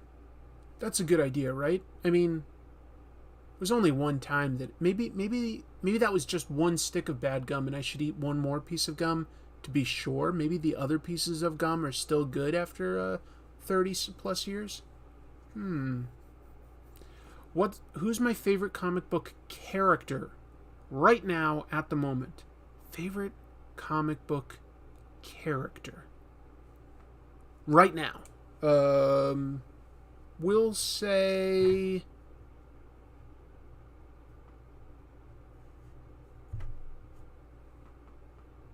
Alana in Saga, now that Saga is back. I find her fascinating. Favorite comics couple? Spidey and MJ. Eat more gum. Chrissy, you're going to end up taking me to the hospital. I'm not going to eat more gum.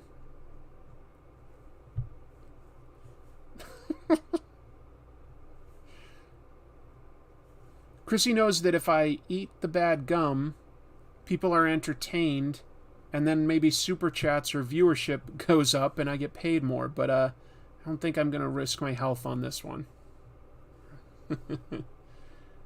Did you see the news about Channing Tatum mourning the loss of the Gambit movie this week? No, but boy, that was in development hell forever, so... What I did see was that there's slightly renewed interest in trying to make... This is Channing Tatum related. In making a third movie for 21 Jump Street, the one where they would cross over and become agents at the Men in Black agency. Yo, that would be pretty awesome. All I can say is Lord and Miller make really funny stuff. Their cartoons, the Lego movie, Last Man on Earth was great. The 21 Jump Street movies that they made were great. Yeah. Listen to her. Fun wedding challenge, eating 30-year-old gum. Yeah, there you go. It should be a challenge for both of us. Did I wind up getting the Guardians of the Galaxy video game? No, Jojo. I've definitely would like to, but I just don't have the time to play a video game right now, so I have not gotten any video games. I would love to have time to play a video game, but it's just I'm really not exaggerating. Like, this is my downtime, folks. Like, on Mondays, I read the comics that I picked up, and I do the live stream, and I draw, and this is my downtime. Other than that, I am working. I am either at my job, I am actively making a comic tropes episode, or I am doing like the chores around the house, like, washing or cleaning things that just have to get done. That's it. Like, I do not have time for video games, unfortunately. I wish I did. Maybe if this was definitely my only job, maybe I'd start having some time to do a few fun things, which I think is good for like giving you perspective on what's out there in the world. But right now, no, unfortunately. I've heard good things though about the Guardians of the Galaxy game. I would love to play it, but not an option right now. Maybe in the near future. Who knows? Now, I'd love to be able to just like take a trip somewhere, but hopefully sometime soon that becomes a healthy, safe option. That would be cool. A lot of people saying that it's a good game. Men in Black isn't marketable franchise. Yeah, but so then maybe it makes it more possible that they'd take a chance to reboot it with something like the 21 Jump Street stuff. Because Jonah Hill and Channing Tatum are marketable, bankable stars, and I think that people, even though it's been several years, I think that they'd love like more 21 Jump Street. Like, those characters are hilarious, and so if you want to, I think that's a damn good idea for like rebooting the Men in Black franchise. And that's all fair to talk about because, of course, Men in Black is a comic book movie.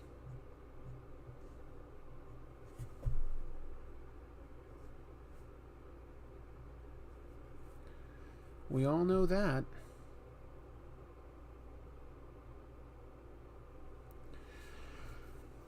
I do kind of resent the gunization of the team. Well, okay. I still think it looks like an interesting game. If one bad gum sends you to the hospital, then another one must strengthen the immune system. Well, I gotta be careful right now, folks, because I don't have health insurance right now, so that would be very bad if I actually went to the hospital. That would be very, very bad for Chris. Don't think I can take any undue risks.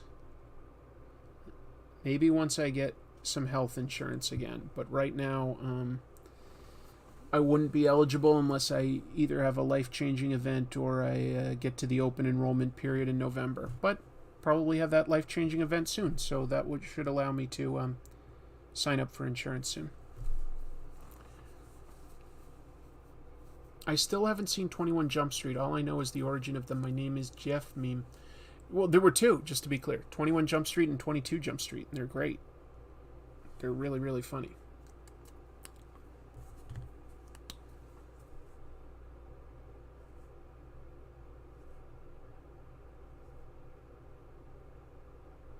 My name is Jeff.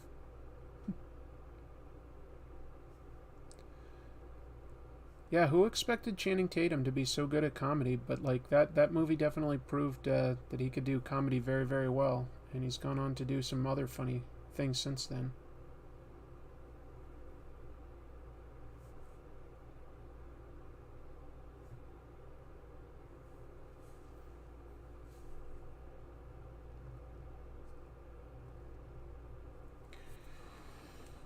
Let's see. The game is great. Cool. I wonder what could happen if Todd McFarlane and Jim Lee comic would look like. Huh? There's plenty of comics out there by Todd McFarlane and by Jim Lee. I don't understand the question, I guess. Let's see what's next for news of the week. Well, DC and Marvel have both announced what their big summer events are that they're gearing up to. For DC, they are getting ready for something called Dark Crisis. it isn't going to be sort of a multiverse story. It's going to be... hold on, I just need to finish this line. I guess they're going to kill off the Justice League of America. I mean, I'm sure that they will get better, but they're going to have to show what their world would be like without, Superman and Batman and Wonder Woman. So, that's what's coming up there.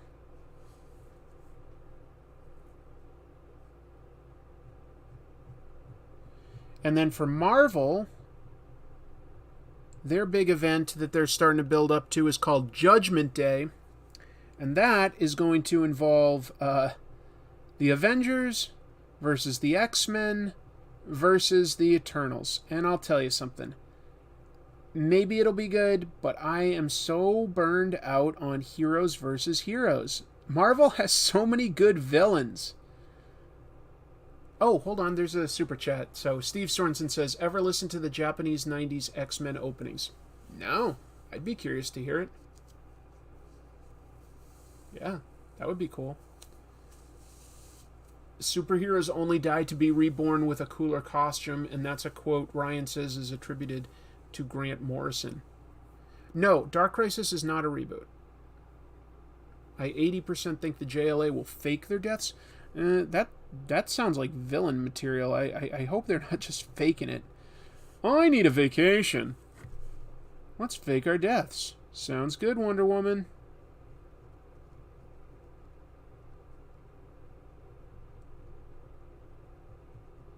Yeah, let's go to... I was trying to think of like a fictional place in the DC universe that would be a fun place to visit, and I came up with nothing. Sorry, I got nothing.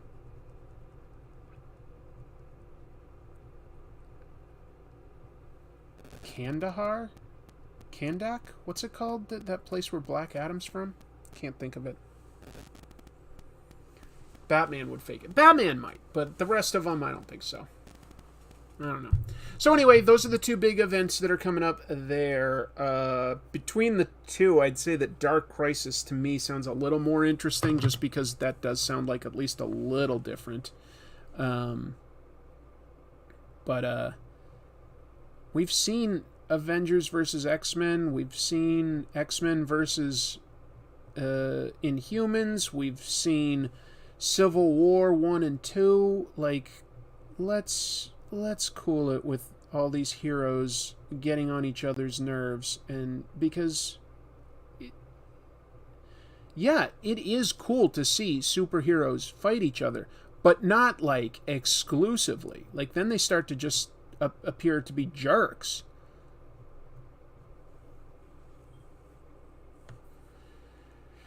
All right, other news.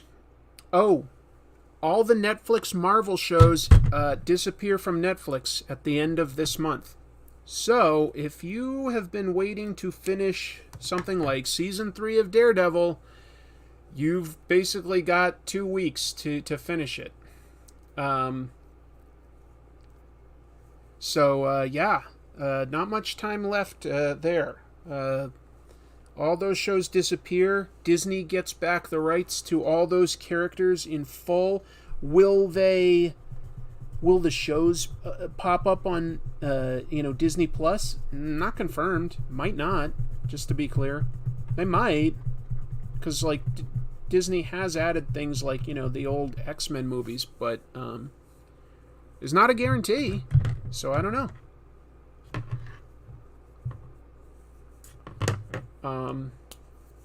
Season 3 of Daredevil is fantastic. I agree. I wish it was woven in more to the MCU. I do. Some of the shows weren't as good as they could have been. I don't necessarily think any of the... Well, I was about to say none of them are bad, but no, some of them were... I think that the first season of Iron Fist is a disappointment, although there are some interesting characters and there are a couple good fight scenes in it. There are a couple. Season 2, not bad. Season 2 I thought was a pretty big improvement. I thought that the Both seasons of Luke Cage were solid. Season 1 of Jessica Jones was really good. Season 2 I didn't really like, and season 3 I bailed on. So I just couldn't get into it. But I did quite a bit like season 1 of Jessica Jones. I thought that was really strong. And I liked all of Daredevil.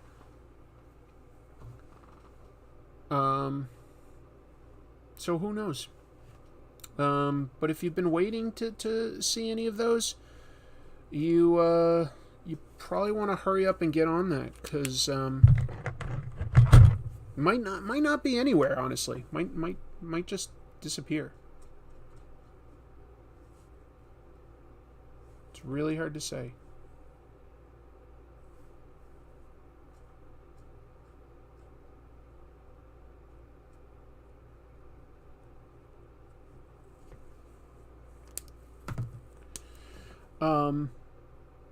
Daredevil was the best. Punisher was... So, it's too bad, because Punisher was great on Daredevil. Good actor. I couldn't super get... I did watch both seasons. Season 1 was okay. Season 2 of Punisher I kind of thought was kind of bad, to be honest. I did not care for their take on Jigsaw. I didn't find him very engaging or interesting. I found that pretty disappointing in the long run. So who knows? Does Hulu have Inhumans? I don't think anybody has Inhumans, to be honest. I don't think anybody has it right now. I could be wrong. What else? There's two things that are news items that are both local to certain cities, so I'll come back to that. But since I just mentioned The Punisher, this is comic book related. There is a Punisher 12-issue series starting next month, written by Jason Aaron, who's often written a lot of really good stuff, and illustrated by artists Jesus...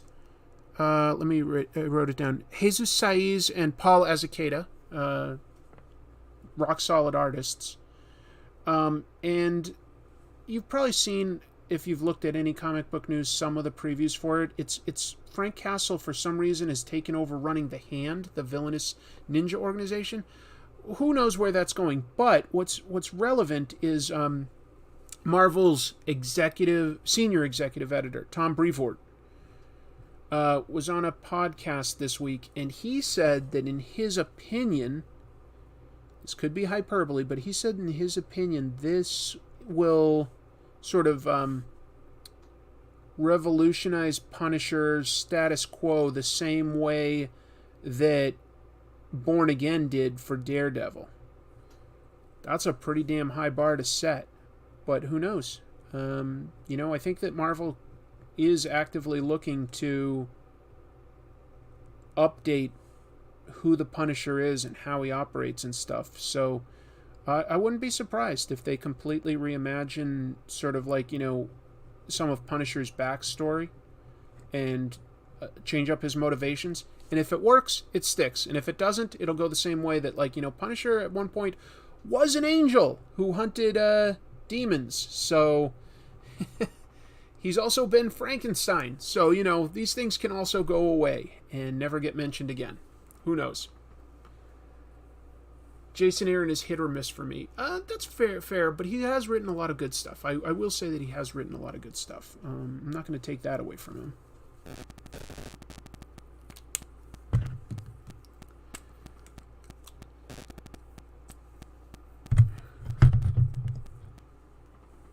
So, let me list these two pieces of news, but they're only really going to be relevant to people that live in certain parts of the country. This first one is for people in Texas. Austin Books and Comics is releasing 3 variant covers for Batman issue 121, and those are all by the late singer and artist Daniel Johnston. He passed away a few years ago, but I guess he had drawn some DC characters, and the estate agreed to let DC use them. Daniel Johnston is an interesting character. There's a a documentary about him that's really good called The Devil and Daniel Johnston. He was definitely an outsider artist and stuff. Kind of started to get noticed when Nirvana hit big and Kurt Cobain would list him as an influence. Yeah, an interesting guy who drew some really weird art, but Austin Comics and Books is releasing their own variant covers for Batman 121, all drawn by the late artist. And I personally could see those becoming pretty in demand on the collector market pretty fast. So if you're interested, maybe reach out to a friend that lives in that area, or if otherwise, just like look to get it online as quickly as possible, because I would guess those prices will go up pretty fast once it comes out, since it's kind of, yeah. That's exciting. I love Johnston's art. Almost interviewed him once in Chicago. Oh, I'm sorry you missed the opportunity, Jerf. I know what that's like to miss an opportunity like that. From being an angel, a Frankenstein-type monster, to controlling the hand, Punisher has done a lot of things. Yeah. Yep. I did like when he was Frankencastle, that by Rick Remender. That was, honestly, that worked for me. That was a really interesting story. I thought that approached who Frank was in a new way that totally was entertaining and worked.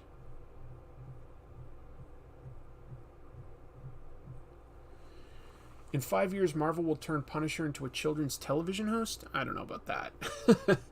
Off topic, but I hope Marvel reveals new merchandise with the Spider-Man for No Way Home. Really itching for some new pops. Oh, okay. I have never seen something that the Funko Pops have not covered, so I think you're pretty safe. In at some point that will happen. That will come. You will get that. I've never seen something not adapted into a Funko Pop. I think that, one of my bowel movements will soon be introduced as an exclusive Funko Pop. And I'm not anybody even famous.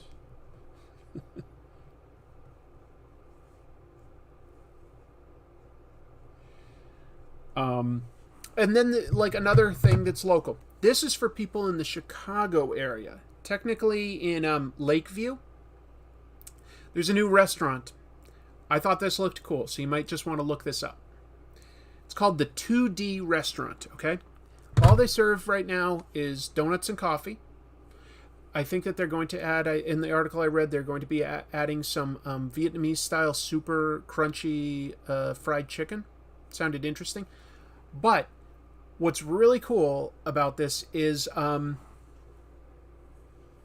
the whole design of the place looks like a black and white comic book, including the furniture itself is all white with black edges, and the walls are all black and white comic book style art. Some of it weird and surreal, some of it pretty normal, some of it just looks like you're in Paris.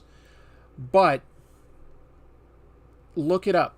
2D Restaurant, Lakeview, comic book style decor. That's all. Not for any particular reason, I don't think. I don't think that the owners are necessarily comic book creators or anything. I just thought it looked cool. And if you're in that area, might be worth going there and taking some pictures, because in the article anyway, I thought it looked pretty damn cool. Then again, I kind of like comic books, so I might be a little bit biased source there, right? I might be a little biased. But I thought it looked dope.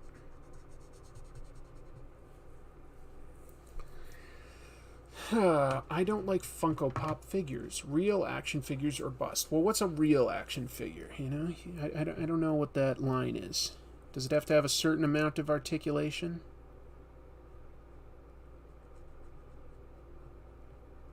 To be real? I don't know.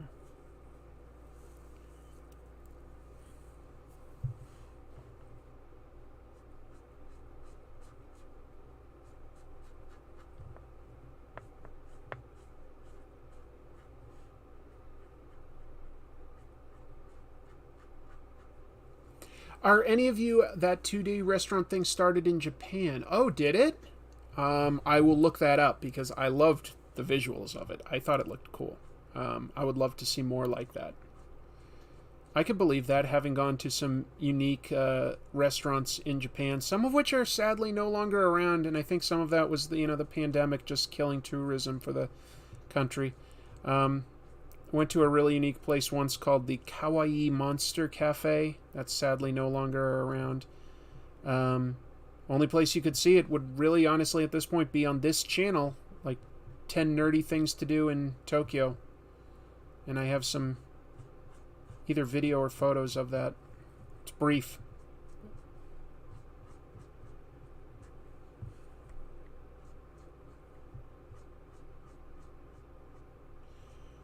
I really miss traveling, folks. So much. So much of the same. People are getting burnt out on, or not burnt out, but like they're getting mean about things lately. I've been working at my job for over 3 years, almost 4 years now, almost 4 years. And I've never had to walk away from a customer because of them being rude. Sometimes people are jerks, but I've never had to walk away. And then this past week, I've had to do that twice because people just got so, like, insulting and mean and stuff to me. And one of them was, like, over masks. And it's like, dude, it's the law, and I have no control over it. And I'm not here to debate. I'm here to work. But he was so insulting. It's just so rude. I don't know. It's tough times. Tough times. Real action figures as in 6-inch figure with multiple articulation. Oh, okay. For me, like, first action figures I started to like were Kenner's Star Wars. I was pretty young then, and I don't have any now, but I didn't have many then either. Like, we didn't have, like, a lot of toys very young. That only had like 5 points of articulation. But then G.I. Joe came out, and G.I. Joe, with their Kung Fu battle grip and O-ring waists, that was, like, to me, the height of articulation, and I loved them, and I still kind of love them. There's a lot of nostalgia for me with G.I. Joe. Alright, speaking of nostalgia, I'm going to take another break here just to look at some of the cards. You guys gave me super chats, and I said I'd open cards, so let's open some more cards. Let's take a look at some Frank Frazetta cards real quick. Aren't you the law? I am the law. Throw down your weapons and prepare to be judged. Oh, uh-oh. Second pack, and I'm already repeating things. There's the alligator. Whoop, we already saw that one too. We saw that one. We saw that one. We saw that one. We saw that one. We saw that one. We saw that one. That one I think is new. Okay. Not a great value that time. Not a great value. Oh, I only got 2 packs and they were all repeats except for one? Ah. That is bad luck. That's what that is. That is really bad luck. Alright. Let's go into another Ninja Turtles movie pack. Hollywood taking another crack at Judge Dredd when? Probably they'd have to, like, be careful with the budget. So it probably would be like a TV or streaming service would probably be a little more realistic. Alright, movie sticker. Let's see what movie sticker we got. Leo! Nobody's favorite is Leonardo, is it? Leonardo's cool, but he's not nobody's favorite. Alright, we got Casey Jones fixing the truck with Donatello. That was literally taken straight from the comics, that scene, so that was awesome to see. We've got Tough Rocks Raphael. I will say, for the live action movie, they got Casey Jones' look right. That was another cool part about that movie. We've got The Battle Rages On with 2 shots of them fighting in where? I guess the apartment, in April's apartment. Can't really see that too well. We've got Just Hangin', when they were waiting for their pizza in the sewer, which can't be sanitary. But that was when I remembered noticing that Donatello was voiced by Corey Feldman. I noticed that. We've got April gets carried away, and way down here, you've got Raphael carrying April, and then you've got all this exciting sewer system stuff. So they really definitely picked the best frame there. The one where Raphael is down here in about 25% of... Yeah, that's some really great framing there, guys. Got one called... Hold on, these two are stuck together a little bit. Give me a sec. No, wait. Oh, it's not stuck together, it's just thick. This is Ready for Rematch, and I guess that's Donatello practicing for fighting. Cool. We've got Danny. Ally or Spy? But it looks like it's mostly about Michelangelo. You've also got April, and then Danny's down here. No, they call this Danny, Ally or Spy. They could have called it Danny, asleep on the couch. Approach of the Evil One. It was a good costume for the Shredder in that movie. I liked it. Oh, I like this one a lot. This is just like, I guess, like the first card in the set, but that's the movie poster. I like that. I like that a lot. That's pretty cool. Kids like sewers, right? Kids like dirty things. Kids like, you know, boogers and farts and stuff. So yeah, I guess kids like the Ninja Turtles living in the sewers. Alright, so that was 2 packs, but one of them was like a big repeat. So let me open one more, because we've got 3 total to open. You never had pizza in the sewer? No. Ugh. More gross gum. Trust me, this card is mint. If you consider mint that it has a minty smell and rough texture of old gum on it. Oh, we've already got that one before. That's the Krang sticker. But here's another one of Usagi Yojimbo. I like that. I definitely didn't catch too many episodes of this cartoon, because a lot of these do not look familiar to me. This is Flaming Fangs. I didn't know that they fought a dragon. That's new to me. We've got something that's called Getting Bugged. Oh, okay. I could barely see it, but there's a tiny little, like, flying bug here that Rocksteady and Bebop are looking at.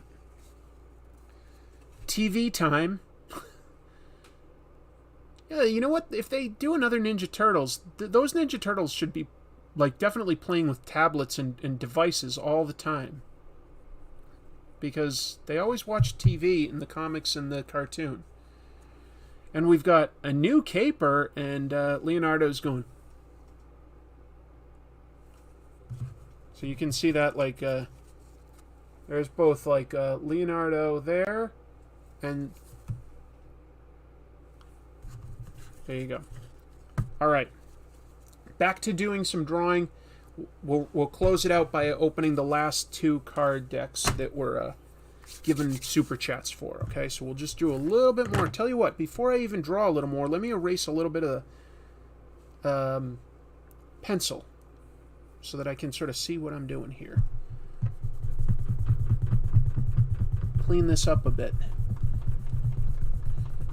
What do you think? Is there any comic book news of the week that I sadly ignored? I want to make sure I cover all the biggest and best comic book news for yous that you can use.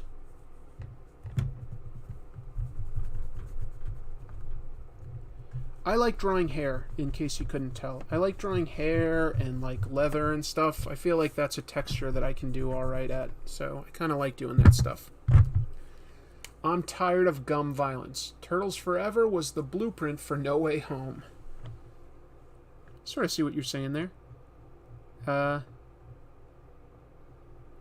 Turtles Forever was kind of fun. Too bad they couldn't get, like, all the original voice actors. They were kind of cheap on it, but whatever.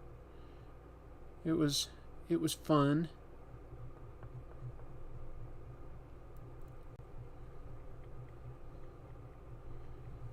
That said, now that, like, Marvel has done the multiverse with, like, Spider-Man, and they're about to with Doctor Strange, and then DC is about to with, like, this Flash movie, I think that that's a lot of multiverse stuff, and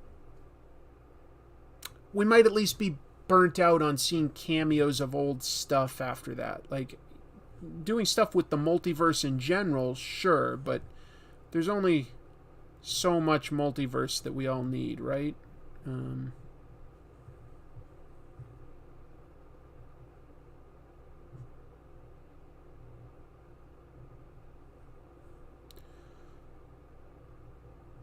Maybe I'm wrong, but just seems like it's a lot.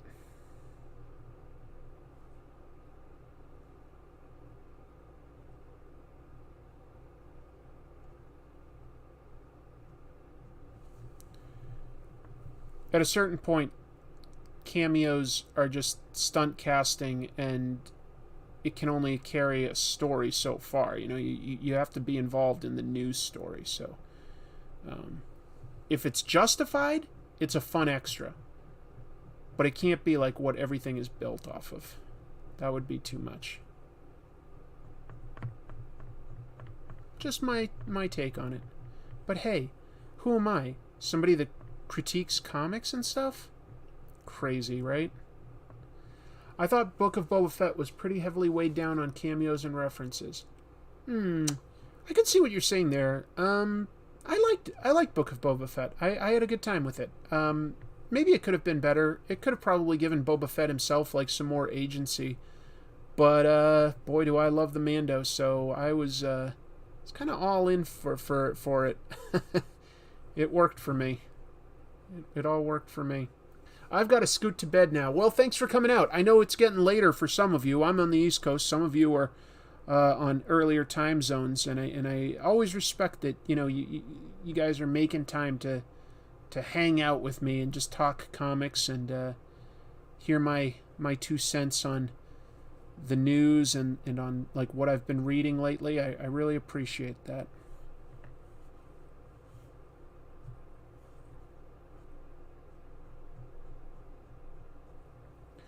There may have been clickbait, but I saw rumblings of a Wonder Twins movie today for HBO Max. Really?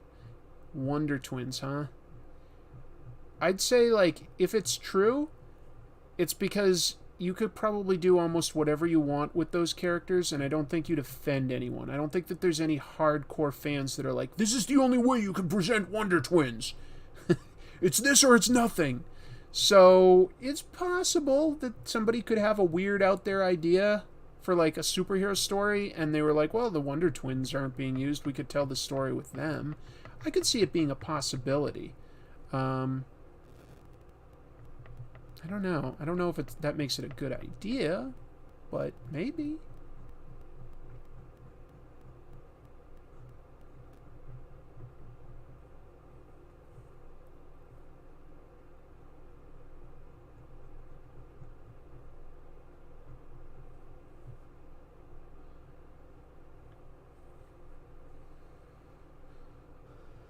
Maybe.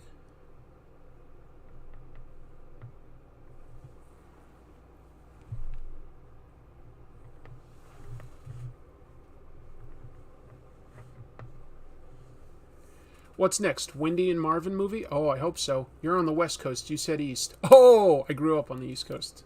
Oops. You're on the West Coast. Okay. 4 a.m. where you are, Aldi? What time zone would that be? Let me think. Are you in somewhere like England? What about the Wonder Pets? You know what? You joke, but I'm pretty sure that this year there is a Wonder Pets movie coming out, right? I think that this year there is a Super Pets movie coming out for DC. And I think that The Rock voices one of those animals. I can't remember which one, but I'm pretty sure I'm remembering that right.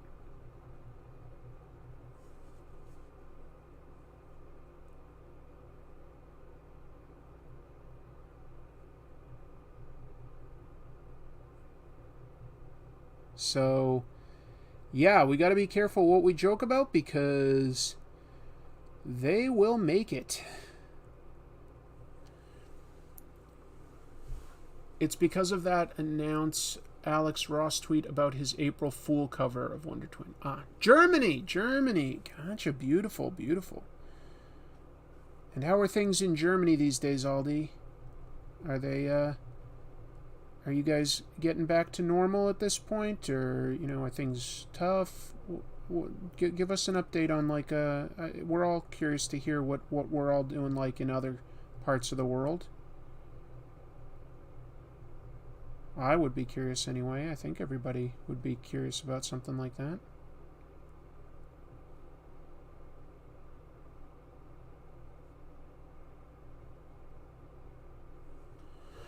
No Ace the Bad Hound. It's just crypto and some random animals. Okay, well, it's 4 a.m. over here in Sweden. Well, that's amazing. Yeah, Daniel, thank you so much for being up this late. That's amazing. Wow. If you guys don't know, Daniel writes comic books, and he wrote one that I lettered, which is called Loxor. It's available on Marcosia's website, Marcosia Publishing. Chris Sears with a super chat. Chris, I'm out of things to open in terms of like what do you call it? Packs of trading cards or anything. I'm out of all that, but I sincerely appreciate the super chat. Thank you. That makes a big difference in my life. Then again, I did pay for all these things that I was opening, so probably I'm netting out at zero, but I still appreciate it quite a bit. I just thought I don't know if I'll do this every time. You know what would be more entertaining is if somehow I could find the Marvel and DC trading cards. That's obviously like way more nostalgic and relevant to us because it's talking about comics. I wish I could open those. But I don't know if I could find those affordable anywhere these days. Instead, I'll just prioritize opening these last 2 packs. So we've got who was that? Who was the first April? Was the actress's name Paige Turco, or was that the second one? I think that was the second one. I can't remember the actress's name, but she was a good April O'Neil. Thank you, my children. And for some reason, this I guess that must be Raphael, but they both in this like have the same color, so this looks like two Michelangelos hanging out with Splinter. We've got behind the scenes here, and doesn't really give us anything. Like, it would be more interesting if we saw the head off of somebody. We've got Startled by Splinter, and it just looks like a bunch of brown. Coming Up in the World, I remember that scene. That's where April mentions, oh, all I've got at my apartment is frozen pizza, and they like to sort of pop out and they're like, pizza? It's pretty silly. Judith Hogue. Thank you, Judith Hogue. Original April. Paige Turco, 2nd April. Hello, Lunar Module. Terry also jumping in there. There's April taking care of the comatose Raphael. Bathtub Vigil. Everybody loves to be looked at in the bathtub. Utterly outnumbered. True, but it was cool seeing Raphael beat like about 100 foot soldiers. That was cool. Hey, that's a really cool one. This is Kevin Eastman and Peter Laird, the creators of the Ninja Turtles, hanging out with Leonardo looking at a Ninja Turtles comic. You know what? That one's really cool. That's my favorite by far. I like that. I think that that's pretty dope. That's fun. That's really cool. And remember, no anchovies. And I mean no anchovies. If I see any anchovies, no tip. And by the way, the clock's ticking. Maybe a Ninja Turtle stole my credit card. Yeah, that's possible, Chrissy. They're really terrible about that. And finally, look at that. That is an angry Raphael. One dangerous dude. No question. I'm putting this at the top. I'm keeping this one. I'm keeping that card. That's a dope card. I like that one, actually. That's pretty dope. Looks like we're opening cards. Well, Moopersan, what I did is I said that if I got a super chat, I would open packs of cards, and this is the last one that I have to open. So I'll open one more pack here. This is also from the cartoon. Also, this card is ruined because it had gum against it. We've got a very goofy-looking Donatello, but Donatello's my favorite, so I kind of like that. And that's a sticker. I could put that somewhere. We've got Studying the Screen, and Usagi Yojimbo looks very intent, but Michelangelo's eyes are closed.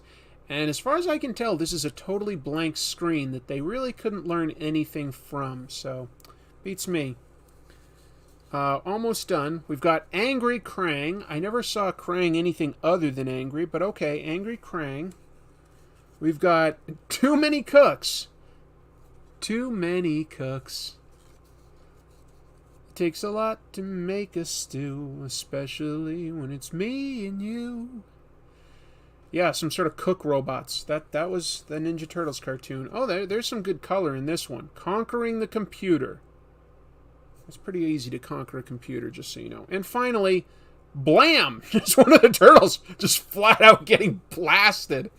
Looks like it must be Michelangelo. And it says, blam! That's a good one to end on. Just Michelangelo getting vaporized. And I'm going to keep this one to the side, because I like that card. That's pretty cool. That's pretty cool to me. I'm not eating any more of the gum. I'll do a little bit more on this, but I think we're almost done drawing tonight too. It's getting late, not just for me, but for all of you wonderful souls who have been here supporting me through thick and thin.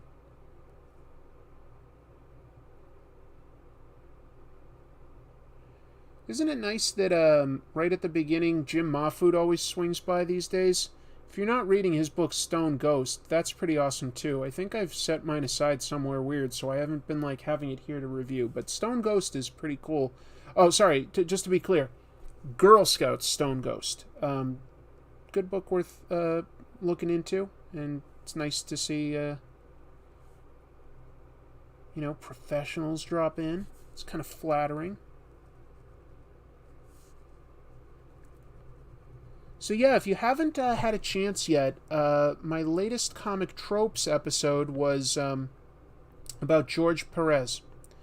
And definitely a creator that I really admire, and I'd put it off forever doing it, because doing the ones about creators that I really, really love just feels extra intimidating. Like, I'm like, oh, how can I do this justice, you know? Like, I sincerely get, like, really nervous about, like, whether I can do a good job for a creator that I sincerely like. But I did have fun. I like a lot of George's work, and it was fun to talk about like that weird time where Justice League of America / Avengers almost happened and then didn't. Chris, your sketching reminds me of that old drawing show Secret City. You ever seen it? No, I don't know Secret City, Victor. Sounds interesting.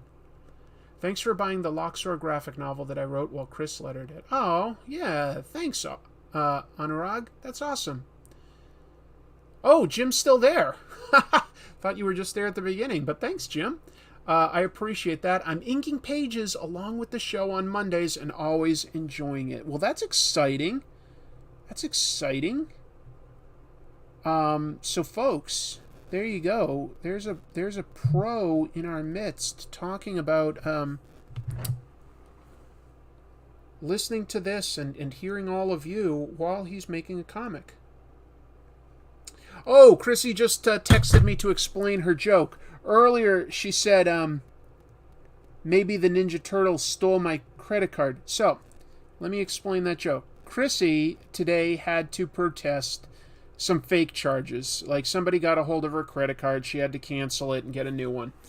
The charges that she had were all for, like, Pizza Huts across the country, or Domino's or something, or maybe both.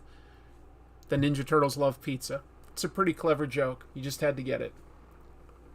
Jojo says, the first Mahfood I saw was the short one he did for Kick Puncher. Yes, yes. And I believe, I'm trying to remember, but I think the original DVD for the whole box set for the first season of Community came with the Kick Puncher comic, if I'm remembering that right. It's a few years back now, but I'm pretty sure that I got that right. Chrissy's following up. Oh, thank you for explaining it. Yes. Happy to explain it, love. It was a good joke. Sorry that I didn't pick up on it that fast. I'm slow. Yes, both. Oh, it was both? Jeez. Secret City was one of my favorite shows, says Chris Sears. Mark Kistler came to my elementary school in 5th grade. I got to show him one of my drawings. It was a highlight of my childhood. That's so cool. Oh, yeah, it was season 1 of Community has the comic. And I thought so. So I got that because, on Community, my good friend Ken Jeong was one of the cast members. So, of course, I was going to watch it. But I've also been a big fan of Dan Harmon, who was the showrunner for Community, ever since he worked on the Scud comic book with his friend. Scud was by, who? I'm so bad at names. All of a sudden, I'm forgetting the creator, Scud. Oh, Rob Schraub. I love Rob Schraub as well. Rob isn't watching this, otherwise he'd be very mad and disappointed with me. But, obviously, Schraub created Scud, and on a few issues he had Dan help write that, and then, that was optioned as a potential Hollywood project, and it inspired them to move from the Milwaukee area out to Hollywood, and I just followed his career, both Schraub and Harmon, ever since Scud. Scud was, I loved Scud, and so I've watched everything those guys have ever done. I love those guys. I sincerely do. They're so... They really inspire me.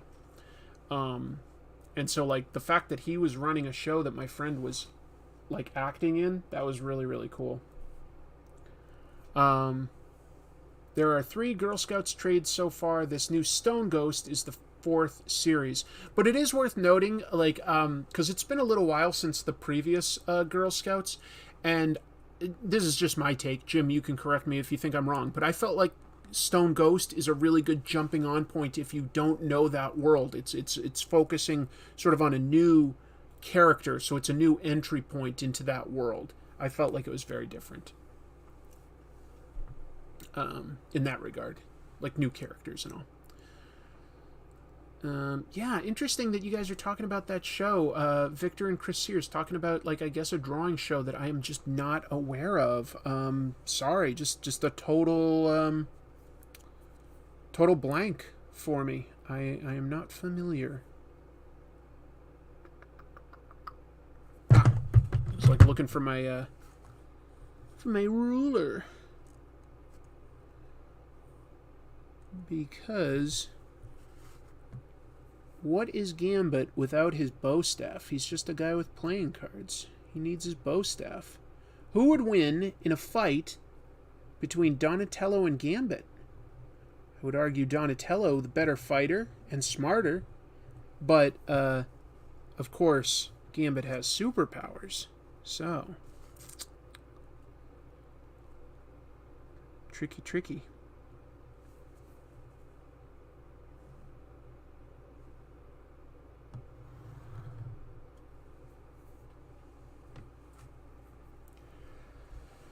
How dare I not know all the drawing shows? It was on PBS in the 80s. Geez, that theme seems like something I would have potentially been exposed to, but I just don't know it. I probably would have been really into that if I known about it, because I did watch the 80s. That's when I was watching PBS. I was tiny, and I was watching stuff like, of course, Sesame Street, but the Electric Company was also a big one. That was where I first was exposed to Spider-Man. Spider-Man used to be in live action segments on the Electric Company, and I loved those segments. Gambit would win? Nah. Donnie all the way.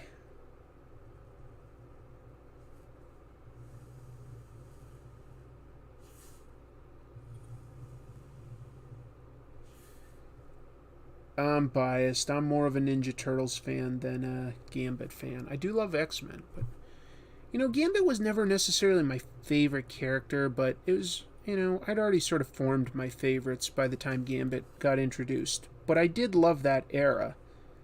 That was Jim Lee, and it's hard to overstate how popular that all was.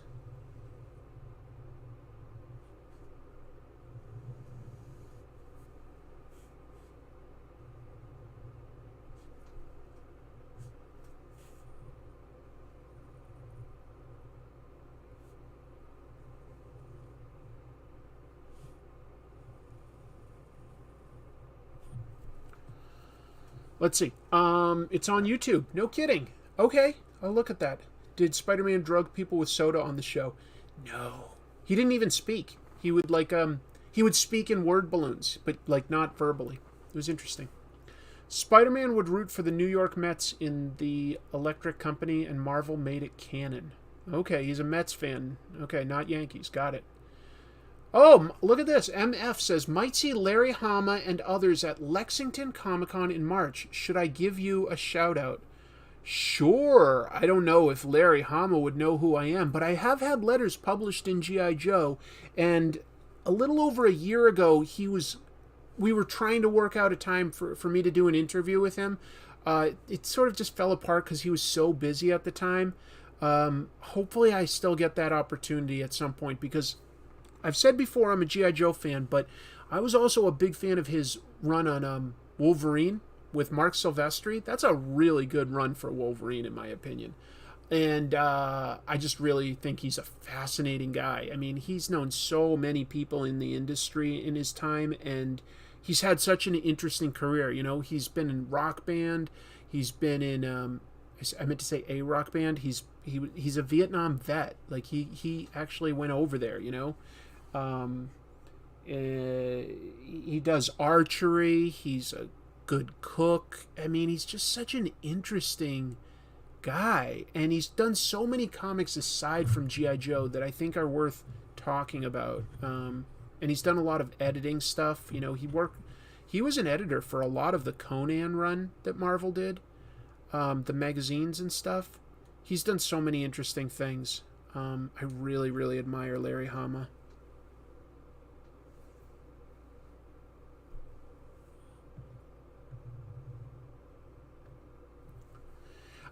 Jim says Electric Company was so damn groovy. We're showing our age now. Yeah, Jim and I are right around the same age, and that does sort of date us, I suppose, to talk about the Electric Company. But it was a great show when you were that age. It really was. And believe some of the first acting credits for Mr. Morgan Freeman. He was a guy called Easy Reader. He's the streetwise guy that knew that it was cool to read.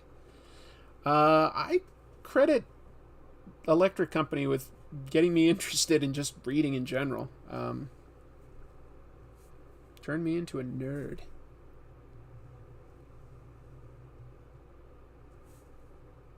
A damn dirty nerd. But yeah, before I really knew what comic books were or anything, I'd been exposed to Spider-Man, and Spider-Man exposed himself to me on the Electric Company.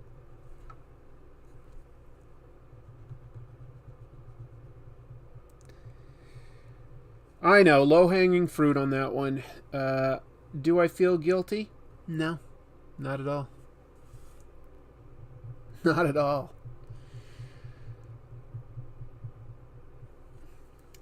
Rita Moreno was in Electric Company. Yeah, that sounds familiar. Isn't Tunnel Rat drawn as Larry Hama? That's what the legend is. I believe that several people that worked at Hasbro have said that they designed Tunnel Rat to look like Larry Hama. They did that for a lot of G.I. Joes. Like, they would either name them or have them visually based on people that worked on G.I. Joe, either for Larry Hama, but a lot of them for like Hasbro executives. They say. That said, while I love those early G.I. Joe figures, pretty simple sculpting in general, so to say it looks like someone, you're like, well, it's a little bit of a stretch, you know. It's not like it's a Hot Toys or anything like that. I watched Electric Company for Spidey and Bloodhound Gang. I remember Bloodhound Gang. I want to say, 3-2-1 Contact. I did watch 3-2-1 Contact. I believe my sister, and I think she's still in the chat, might have watched 3-2-1 Contact a little bit more than I did, if I'm remembering correctly. 3-2-1 Contact. It's the reason, it's the moment, when everything happens, contact. That was the opening song. I don't remember the opening song for Electric Company right now off the top of my head, I will say that. Not coming to me at all.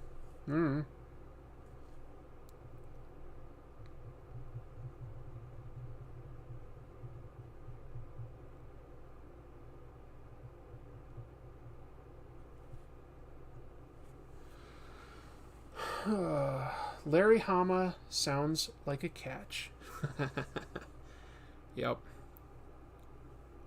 Yep. I loved Electric Company and Zoom. Oh, I don't know Zoom. Huh. Back in the 80s, PBS had a lot of great shows. They really did. They sincerely did. That was, and I grew up without cable. So for me, we had this old date me. We had the 3 networks. Fox was not a network yet. They became one when I was still a kid, but like initially, like there was, like say Saturday morning, there used to be cartoons. There was NBC, there was CBS, there was ABC. You wanted another channel? Cool. There was the public broadcasting system. After that, we could sort of get some local channels that just broadcasted syndicated fare. Came in kind of fuzzy, to be honest. So that was about it. Hey, you guys. That was the Electric Company, wasn't it? Hey, you guys. How could I forget that? Sloth made it famous in Goonies. Hey, you guys. The Electric Company started like this. We're going to turn you on. We're going to bring you the power. It's not coming to me. So when I finish this, guess what I'm looking up on YouTube? I grew up without cable too. Yeah, I think it was mostly a decision because my parents just, I don't think, wanted my sister and I watching too much TV. I think that we probably could have afforded it, but we just did not have cable, and it probably was good for me, I guess, in that regard. We also didn't have, like, a Nintendo. Yeah, we had UHF. Like I say, there were like about 2 channels that would come in, well, maybe 3 on a good day, but like really not much. One of them eventually became the Fox channel, and another one was just the one that would have like my cartoons that I would watch in the afternoon if I could watch any. I was sometimes allowed to watch Inspector Gadget and Transformers, and I think that was it. We basically couldn't watch TV on school nights. So I used to set up the VCR to tape stuff like Saturday Night Live. I started watching that pretty young, but I always recorded it, and I could watch it on like Sundays or something. We could watch cartoons on Saturday mornings, but we didn't watch TV. Like I grew up, like I've got a big blank spot for like a lot of sitcoms that came up in the 80s and the 90s. I just didn't watch that stuff because we didn't watch much TV. Some people need to learn how to spell Larry Hama since he showed over at Facebook someone calling him Hama. Yeah, Japanese name would be pronounced Hama, not Hama. Gotta go now. Bye. 9 a.m. on my part of the globe. Oh, early day for you. You must be in India then. You must be in India if I had to guess. 9 a.m. I don't know. The good old days when we had like 10 TV channels. Well, like I said, a lot less than that for me. I wasn't living in the heart of the city or anything. Yeah, a lot less than that for me. Gene, are you still there? If so, like what else, if anything, did we watch as kids? Because I feel like we didn't watch too much TV, to be honest. And you know what? That probably is part of what made me such a fan of comics, is instead of like watching TV, I read a lot. And so when I discovered comics, it was just like more reading, but like something very different because it combined the visual aspect. Yeah, so love it. Chrissy just sent me the Electric Company opening, which I do want to watch, but I'm not going to watch it here because if YouTube picks that up, I will get demonetized, and I can't afford that. How would I afford my soups? I need to live on my soup. I'm making myself laugh with dumb jokes.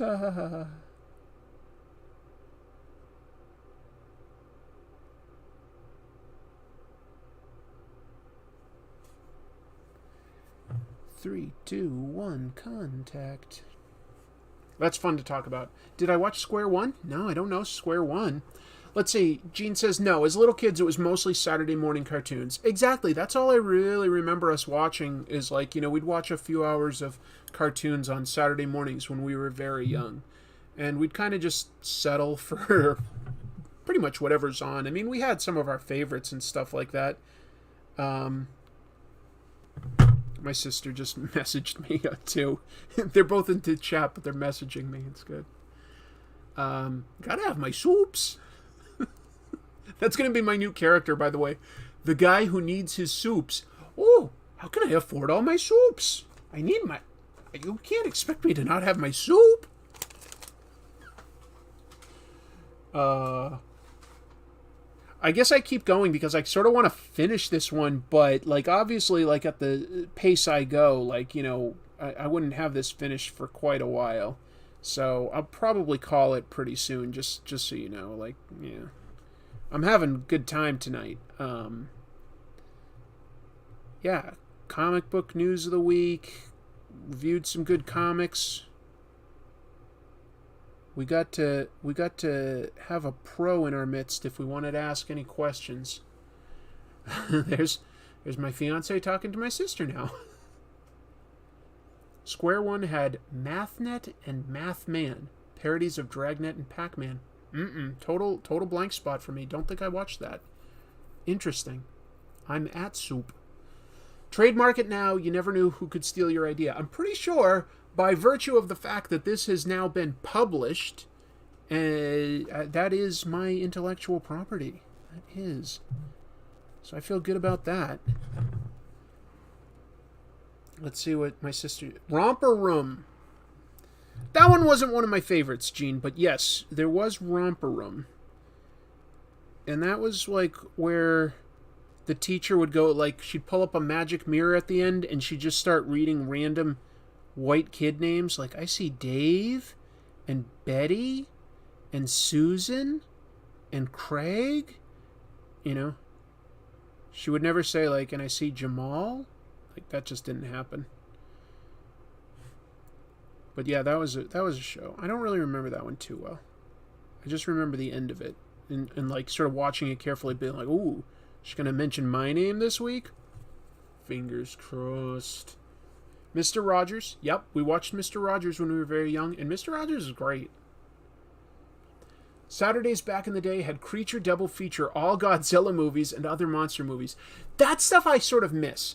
That, like, you had so few choices, you would, like, discover sometimes cool stuff almost inadvertently. You'd turn to, like, the local sort of cable channel. Not cable, I mean, like, syndicated channel. And, yeah, they might be showing reruns of the Godzilla movies. And that stuff was awesome to discover. Every once in a while, you'd even have, like, a really good thing, like, a Universal monster movie, like Dracula or something. That was pretty awesome at the time. It was awesome to somebody that didn't have cable. Like, my standards were much lower.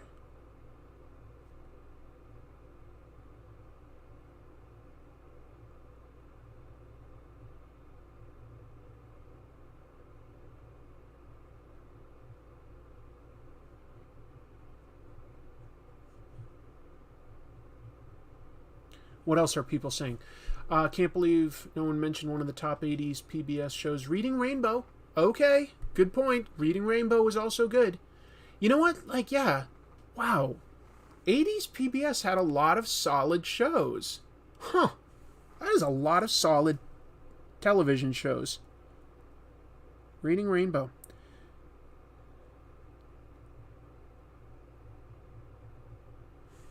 I remember discovering Star Trek The Next Generation pretty late, like something like season 6 was when I first saw it, and being like, oh, the guy from Reading Rainbow. Which to most people would be more like, hey, that's the guy from Roots, but, I hadn't seen Roots. And I say that as though everybody here knows it, but, like, maybe that's kind of dated. But Roots was a pretty important miniseries based on a pretty serious book. And, Yeah, it's pretty great. Take a look. It's in a book. There you go. There you go. Hey, Wolf Wukong. Did they defund public broadcasting? So I guess that makes sense that's why they wouldn't have so many good shows anymore. But that's really disappointing to like sort of learn later in life like that. Jeez, I really did watch those educational shows, and I thought that they were pretty damn entertaining.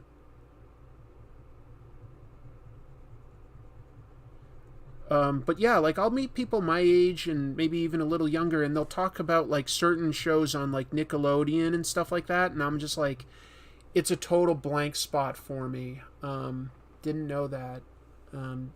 Yeah, I know Roots. Yeah, Roots is pretty awesome actually, and it's a great.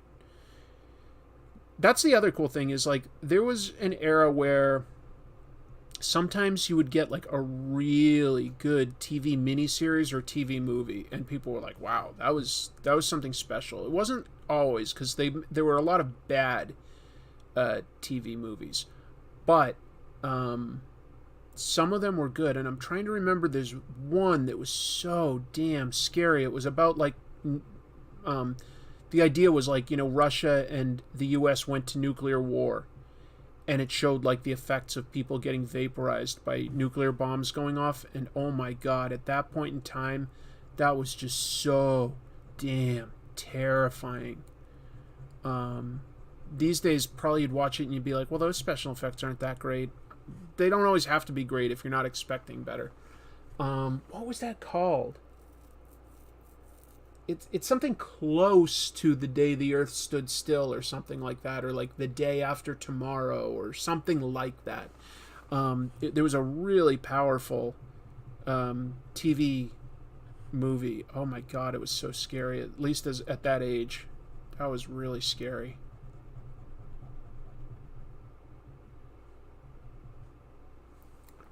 The Star Wars Holiday Special. That's an example of how most TV specials and stuff were actually pretty bad. It's so funny though, like that the Star Wars TV special had all the actors from the movie in it. Like that was something Harrison Ford had to do.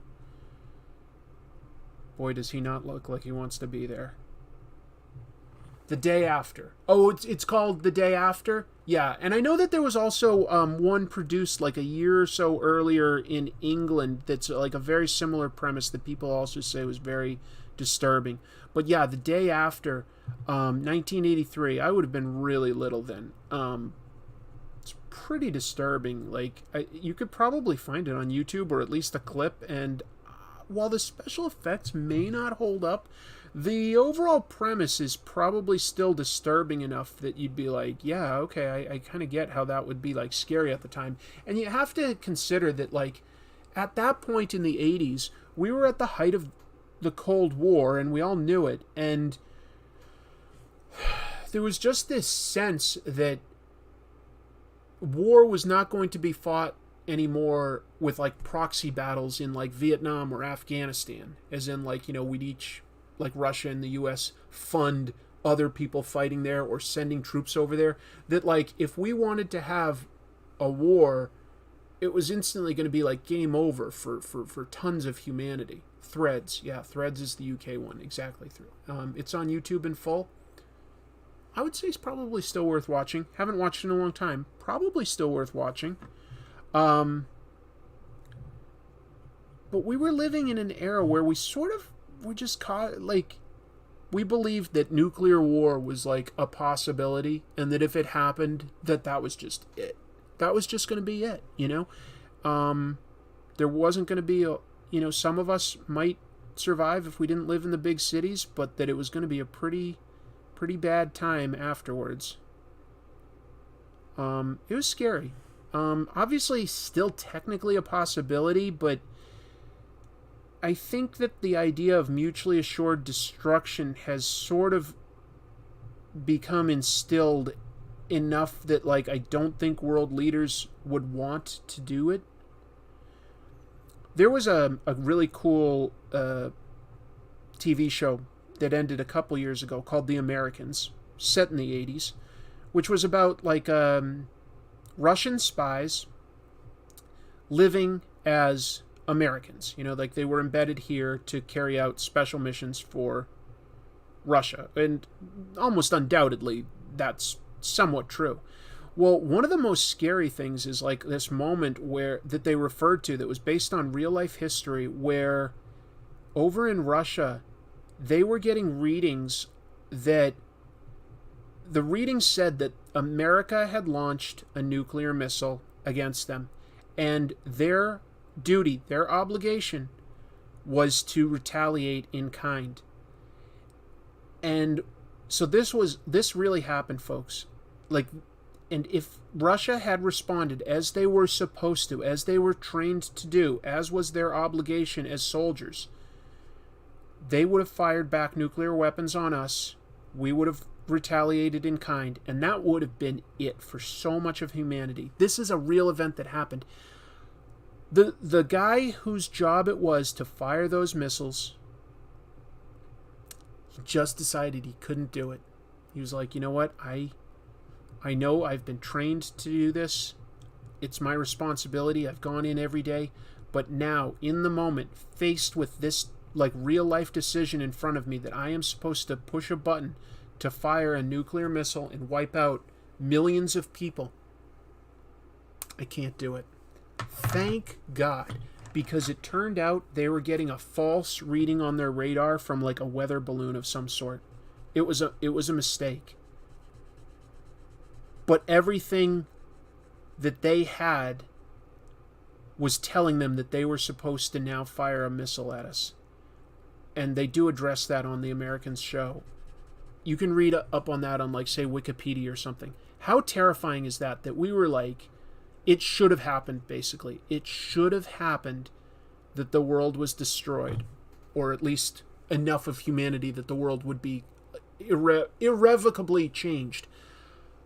But thanks to one man who just decided in that moment that he could not bear that responsibility of killing that many people, even though he should have been able to, like that we are all still here. Terrifying to think about. Terrifying. Yeah, Wikipedia has a page of nuclear close calls, and it's frightening. It's frighteningly longer than it should be. Yeah. We can only hope that nothing like that ever happens, because that would definitely just change the world in, you know, even if you didn't die, like it would just change the entire world economy. It would change where is habitable. It would change like so much about our lives. And it's a really scary proposition that it is still out there. But all I'm saying is in the 80s, we all thought that that was like almost likely. And we just had to learn to be okay with it. I definitely have had a couple nightmares about the idea of like a nuclear bomb going off like far in the distance. I've had that. Not in a long time, but I have had that. Scary idea is all. Don't know really how I got taken down that path. I guess it was talking about miniseries and movies on TV. Could you imagine if the guy that created Tetris was the guy who did not fire the nukes because of the weather balloons? I don't think it was that guy. Yeah, he is a hero.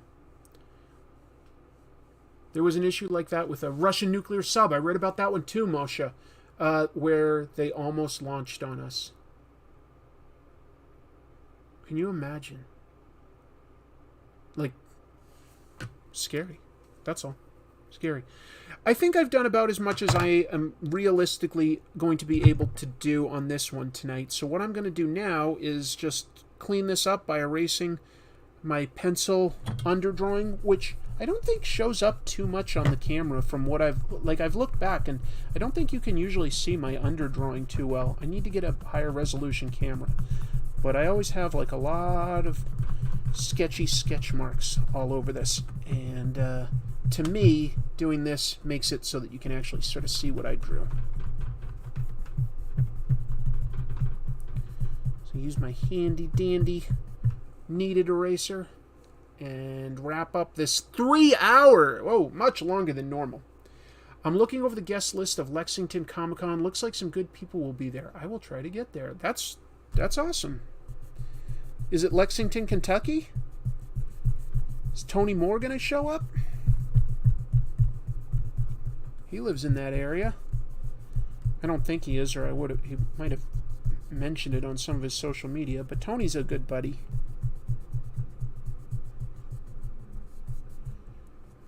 I think he's a hell of an artist.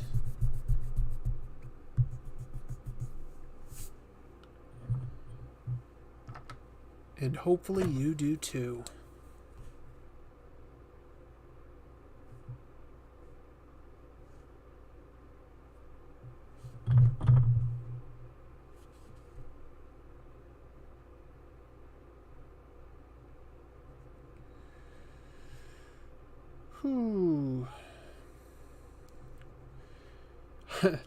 I'm stunned that I went this long tonight. I guess I was really having an extra good time with everybody today, so thank you all for staying here and adding your questions and giving super chats and talking with each other as well. Like, what a fun evening I've had. This is a great way to pass the time.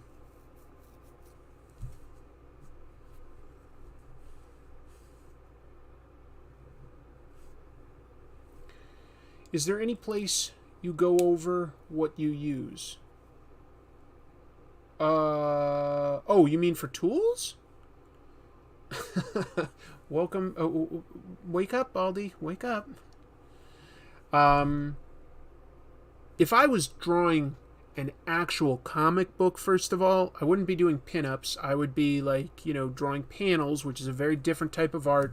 And I would be using good ink and inking tools. I've got some of them here. Like, I've got some Hunt quills. I've got, well, I don't know where I put it right now, but I've got like some brushes. Because I do like to play with it every once in a while. I don't always do it on the live stream because when I really sit down and try to ink better with like a brush and a quill, first of all, I do think it looks better. But I can't really concentrate on talking and using those tools. I just am not good enough that I can do that. So what I do on my live streams is I've got like sort of a bit of a sketch laid out, because I also can't really talk and read things while I draw like from scratch. I just can't seem to do that. So for these shows, what I basically end up doing is a loose sketch, and then I use tools like brush pens, like these Pigmas, or what else do I use?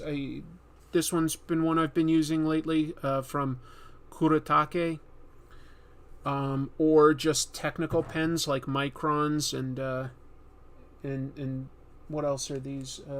These are Japanese, I guess. So let me see. These pigment liners are STA. I don't know. Just, all I can say is the tools that I tend to use on this are more designed for like ease of use as compared to like the best overall results. This is not archival quality ink. This stuff will like,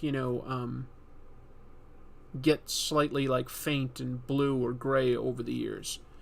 And you won't get as fine a line or as flowing a line as you will with like actual brushes and quills.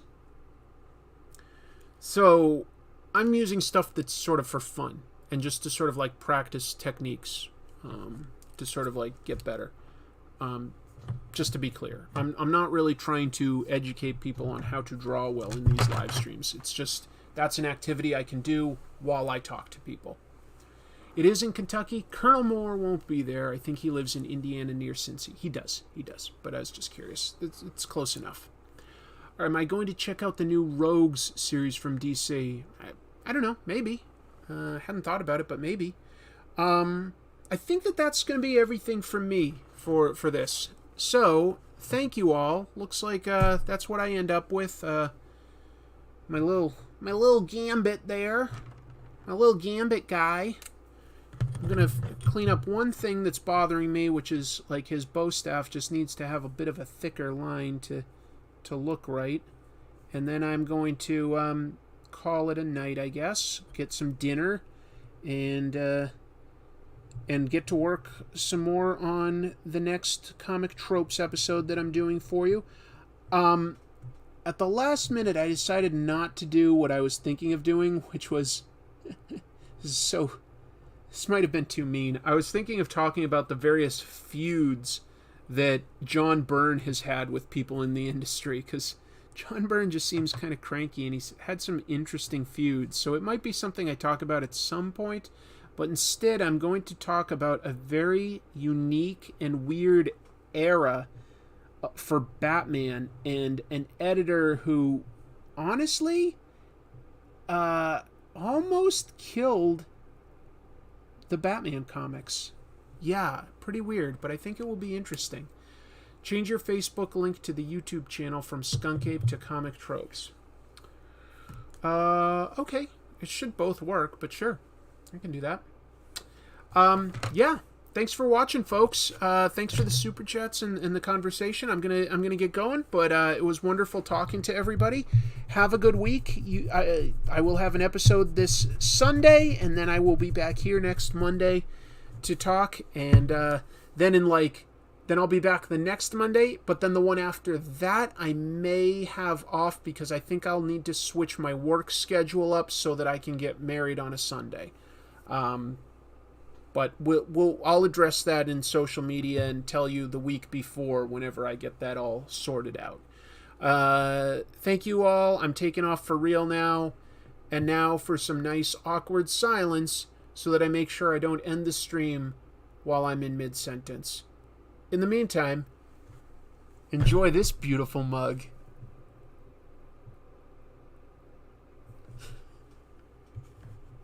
You guys are awesome. Peace.